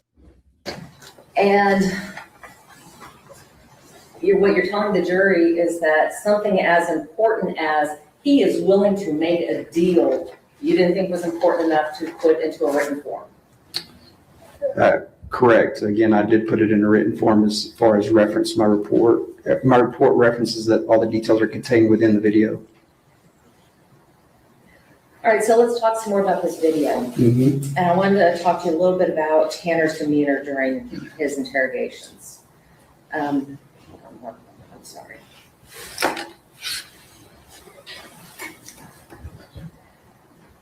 You would agree with me that during all of the videos that were shown to the jury over the last couple of days, that it was obvious during some of those videos that Tanner was easily distracted?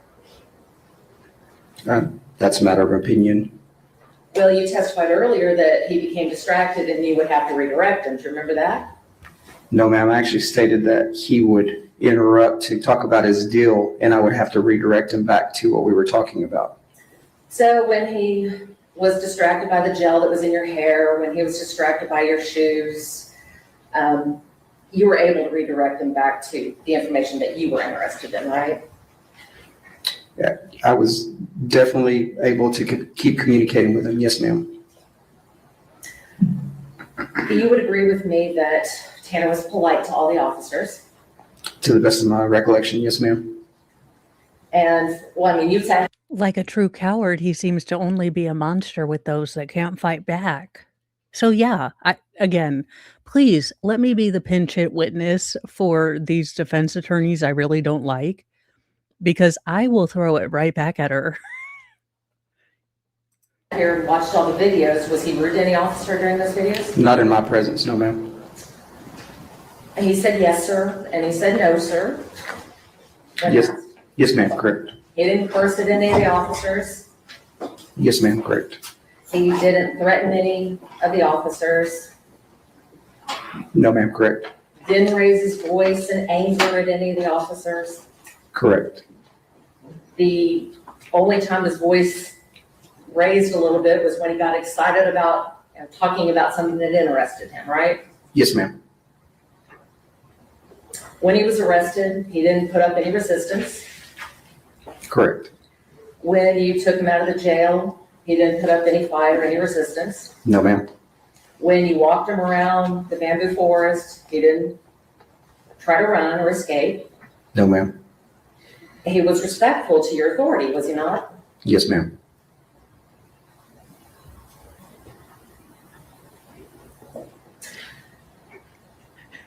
I mean, between the goofs and Gallant from Highlights magazine, isn't he more on the Gallant side? I mean, just a scotch of red rum. His inflections were somewhat monotone as tonally. His inflections never went up. And actually, they kind of were more monotone when he was pretending to be Zero. So it's kind of hard for her to play this, he was being uber cooperative when there's evidence of him obviously lying, trying to distract, and, send the search on a wild goose chase. Ranger Espinosa, you have a Bible verse on your handcuffs, is that correct? Yes, ma'am, I do. That's Romans 13:4? Yes, ma'am. And you would agree with me that Romans 13:4 says, "For he is the servant of God, an avenger who carries out God's wrath on the wrongdoer." Is that what 13:4? I find that I approve. In fact, I would like to personally put that on all of the handcuffs, uh, to let people know. I cannot believe she's pulling this out. Again, ma'am, the demographics have not changed enough that this is Texas. People are going to love that he put a biblical sort of, God bringing wrath upon the sinner, upon the monster. This is Texas. This is going to play like gangbusters. In fact, I'm loving it. So, that being said, it's not a good look for a state actor. I get it. Most of the time, I would generally agree that there is an inherent separation and that you shouldn't bring your, religiosity into your work. But I find that I'll allow it in this case, which is why I shouldn't be a judge, because I will allow things when I agree with them. Or It depends which version of the Bible you read, but yes, ma'am, that's correct. one moment, Your Honor. Yes, ma'am.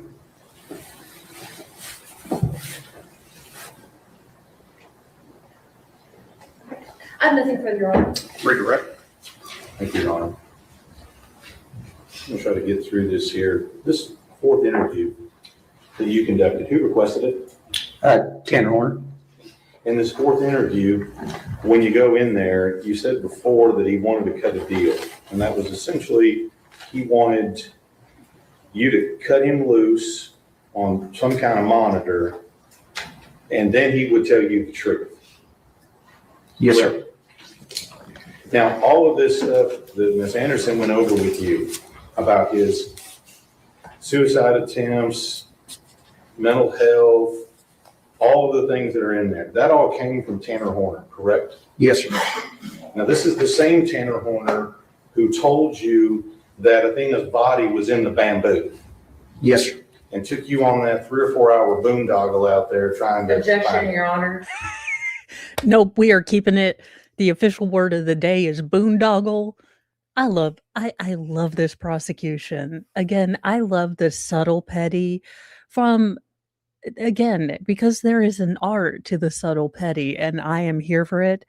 State prosecutors, we would like to award you the St. Bertha Smartass Award and an honorary conductor's, anytime you would like to take over the conductorship of the Petty Express. She's objecting to him calling it a boondoggle. To the characterization. Overruled. He took you out there and lied to you twice and drug you out there where she wasn't, correct? Correct. And let's just go through this. If we're going to talk about a little bit about the things he's telling you, you don't have any knowledge whether anything he's telling you is true, do you? I have knowledge that it's all lies based on evidence that I had. Well, let me back up. Anything that he is saying about himself, you don't have any evidence that that in and of itself is true. No, I don't have any medical records. I don't have any history of that. That's what he's telling you. Yes, sir. But he also told you that that he backed into her with the truck. Is that true? No, sir. He also told you that she, at one point, that she was deceased when he put her in the truck. Was that true? No, sir. He also told you, additionally, that he didn't take off her clothes when he dumped her body. Was that true? No, sir. He also told you that her body was next to the bamboo forest. Correct? Yes, sir. Was that true? No, sir. And the defense walked into this. Again, why would you harp on about the fact that your client was cooperative when he lied?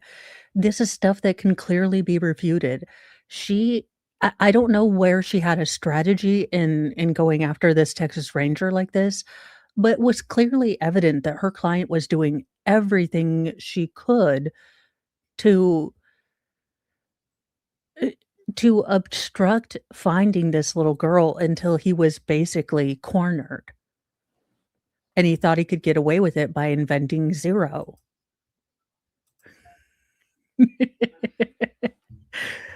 We are on 1.25, uh, but I think that the state is done with the defense. Essentially, you told him several times when during these interviews that you had faith in him and confidence in him, and he was telling the truth. You remember that, right? Yes, sir. When you told him that, do you really believe he's telling the truth? I know he's not telling the truth because I've already seen the video and I already have physical evidence. I know that he's lying to me the entire time. So when you're telling him that, is that just to keep him talking? Yeah, that's called maintaining rapport, so I don't lose the rapport and then essentially lose finding Athena. So when we're talking about this, and we're going through this bit of information, you asked him if he felt remorseful, did you not? Yes, sir, I did. You had to ask him what it was he would say to the community, did you not? Yes, sir, I did. And at that time, that is when he did not answer and say that he was remorseful. He just said he was a father. Yes, sir. And that he said that no one deserves this. Yes, sir. But he didn't say, I kidnapped her, I killed her, I'm sorry. No, sir, he did not say that.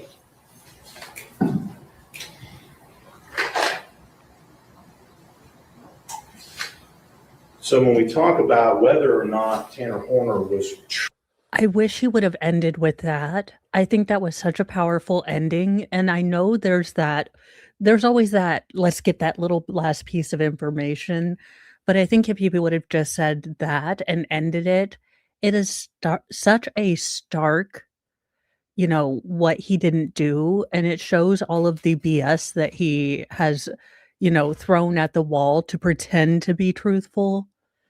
That would have been where I would have stopped. truthful about what happened. You were asked a minute ago if Because it's implied. I love it, but the jury people are generally not as stupid as people think they are, so we could get all of that implication without you having to explain it. It's, in fact, why most conservative libertarian memes work, because there is unwritten subtext that most people can get, versus left-leaning, more progressive memes that tend to be more text heavy because there's not that sort of general human understanding behind it. he was truthful in telling you that she was placed in the bamboo. Is that right? No, sir, he's not truthful about saying that. You were asked if that was truthful. Is that truthful? No, sir, it's not. As far as whether or not there were any clothes taken from the scene, was he truthful about that? No, sir, he was not. So how are you to believe anything about him as a person if literally the entirety of his statements to you have been lies? I couldn't believe anything that. Okay, I want you to go back because this is really, I think, stark. If he had ended there, all of the filler question that he asked after that were answered by that one end statement.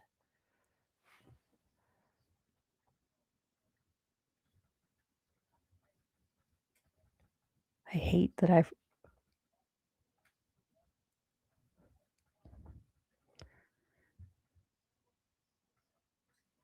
So, yeah, if he had just ended right here. But he didn't say, I kidnapped her, I killed her, I'm sorry.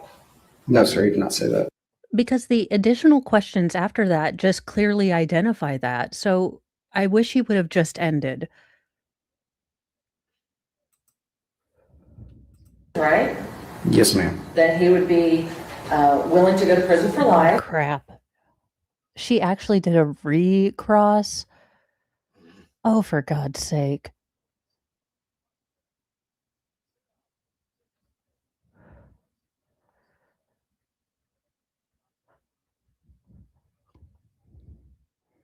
Right? There were any closed, any of you have been lies. I couldn't believe anything that he was saying. And in fact, when he's lying to you throughout this, you said you knew he was lying, Yes, sir. but you kept him talking. Yes, sir. And throughout the entirety of all of this, yes, he is being cooperative, Yes, sir. except that he's lying. Yes, sir. He is being cooperative, except he's trying to divert you from the truth. Objection, Your Honor. Leading. Sustain. When you sat down with him in that fourth interview, he wanted you to pay a price to buy his truth. Objection, Your Honor. Let me hear the question. Go ahead. His statement to you was that was his price to get the truth. Yes, sir. That was correct. Objection, that is a misstatement of the testimony. He never said the truth. The jury will recall the testimony.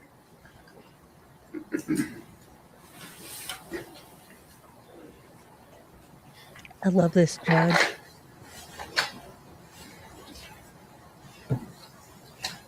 So throughout all of this, the only thing that he told you that was the truth was that she was deceased, correct? Yes, sir. Objection, leading.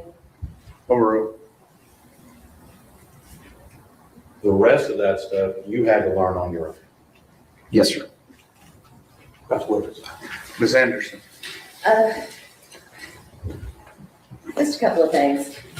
After Tanner told you about being at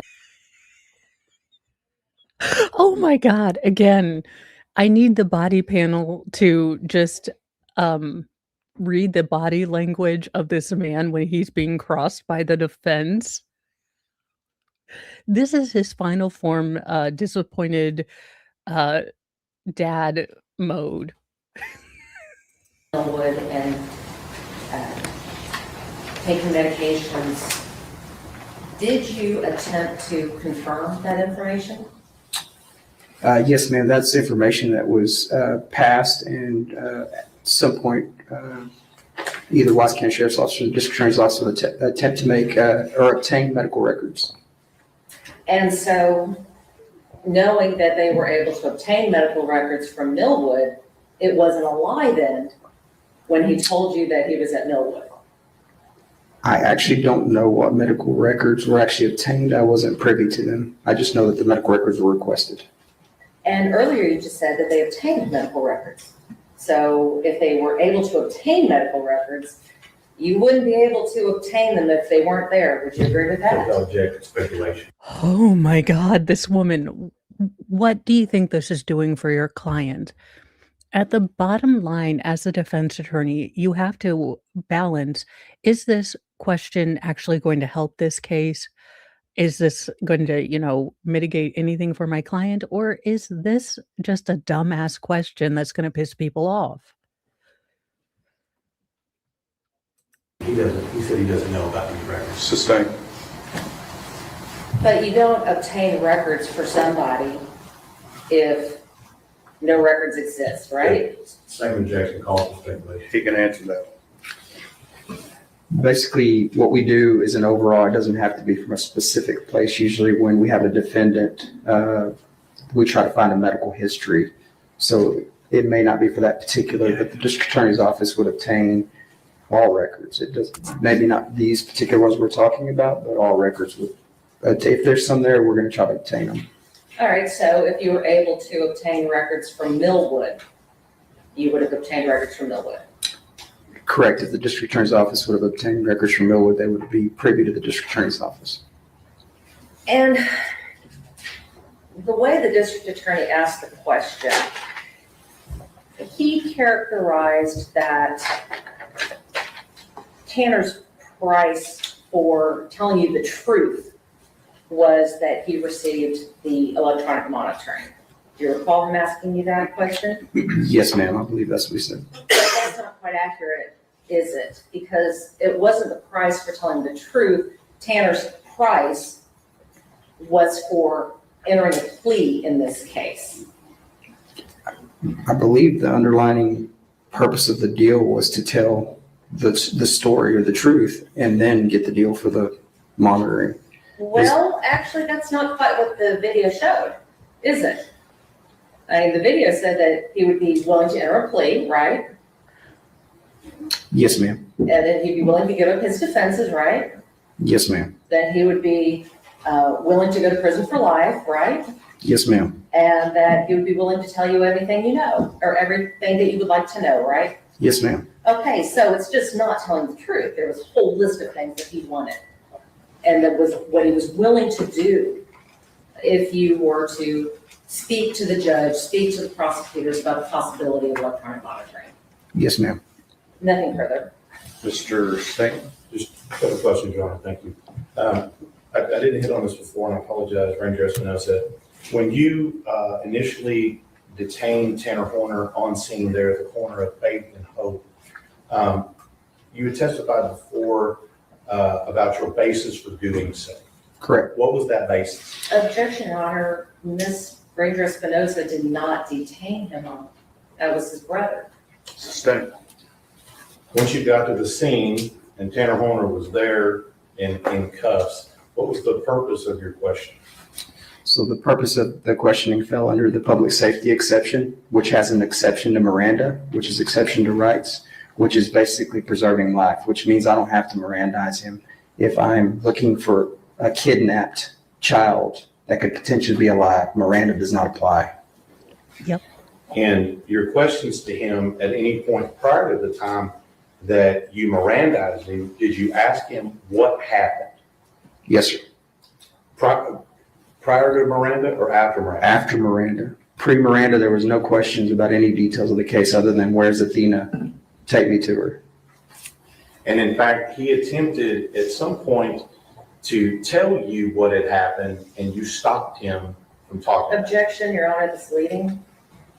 Sustained. Rephrase your question. When you got in the truck, what did Tanner attempt to tell you about what had happened? At that point, when I asked him, as y'all saw the video, he attempts to say something or tell me something. I said, stop. We'll worry about that later. We just need to find Athena, which falls within the parameters of the public safety exception and the exception to Miranda.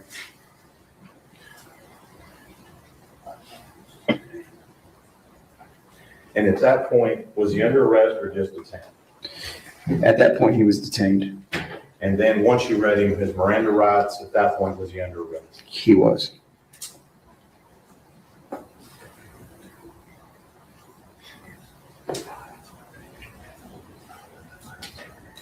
And the jury is going to remember that because I clearly remember that from when they were first going to the bamboo and Tanner was trying to bring up, I ran over her with my truck. It was an accident, man. And he said, hey, no, we're not going to talk about that right now. We just need to know where Athena is. Show us where Athena is. So I do like that he's redirecting the jury back to the video. And it will be very easy for them to replay that if they have any questions about it. House witness. Ms. Anderson. No, Your Honor, I'm done. May Ranger Espinosa be excused subject to any potential recall? I would stay. No objection. Thank you, sir.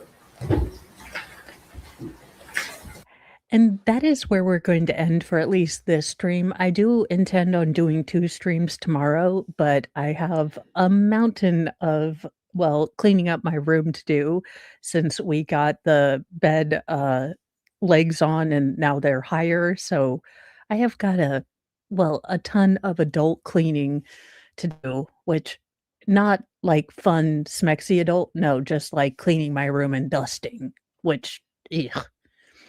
But that's our plan for tomorrow. I really do.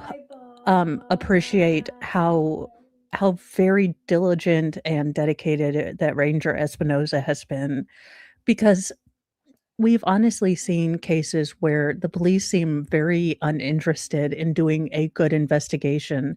And I am glad that on a case this important with, this innocent victim, we have this judge, this, this lead investigator, and then the district attorney that isn't going to take any of this defense's crud. I get what the defense is trying to do here. It doesn't make it any less aggravating or jarring. Let me see who I can send you to. I'm glad Baker popped up in chat because he's really good at remembering to redirect, and I'm awful. So whenever I see him in chat, it always reminds me to redirect. And it looks like Squid is getting ready to do a stream in a couple. Oh no, that's Monday. Right time, wrong day. Let's see. I will send you guys over to Valhalla Awaits. I know it's not oh, that's way ahead. Well, right now the only people I see on are he got some Gary Hughes Investigates. I'm not a fan of him. It doesn't look like any of Oh, Nick is on. Oh, good. Okay, yeah, I'm sending you guys over to Nick. Thank you so much for horse welfare. I didn't see his. It was further down the screen. So I just thank you so much for all of you guys who are hanging out with me. This is not an easy case.